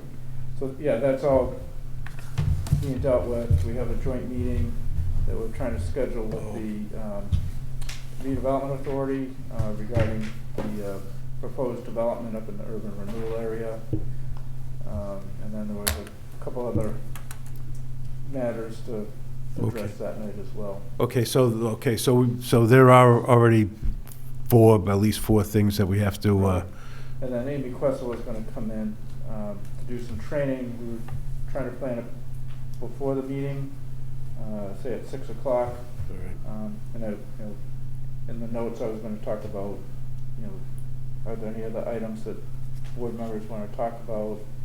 I know one thing we have continued discussions on are A&R plans. I thought at least have that as a topic for her to talk about. Okay. And then if I wanted to get a sense from the board if there are other topics that they would like to have discussed that night. Okay.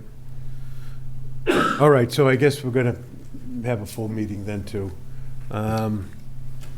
So I'll entertain a motion to continue this public hearing to May 25th at 7 o'clock. I'll make that said motion. I'll second that. Cornelius Shea seconds that motion. All right, so we have motion and second for the discussion. Seeing none, let's vote.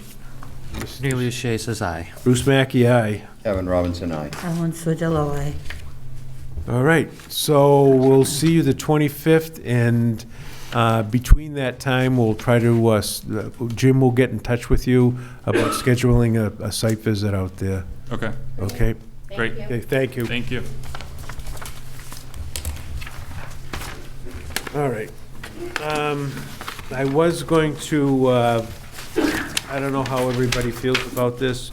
We're going to do reorganization, but John never made it with us tonight. So I was wondering if it's all right with the planning board members, maybe we can do that the 11th. That's fine with me. And, okay. So we have planning board member notes. At this time, I don't have anything. Anybody else? Okay, then Jim has a discussion.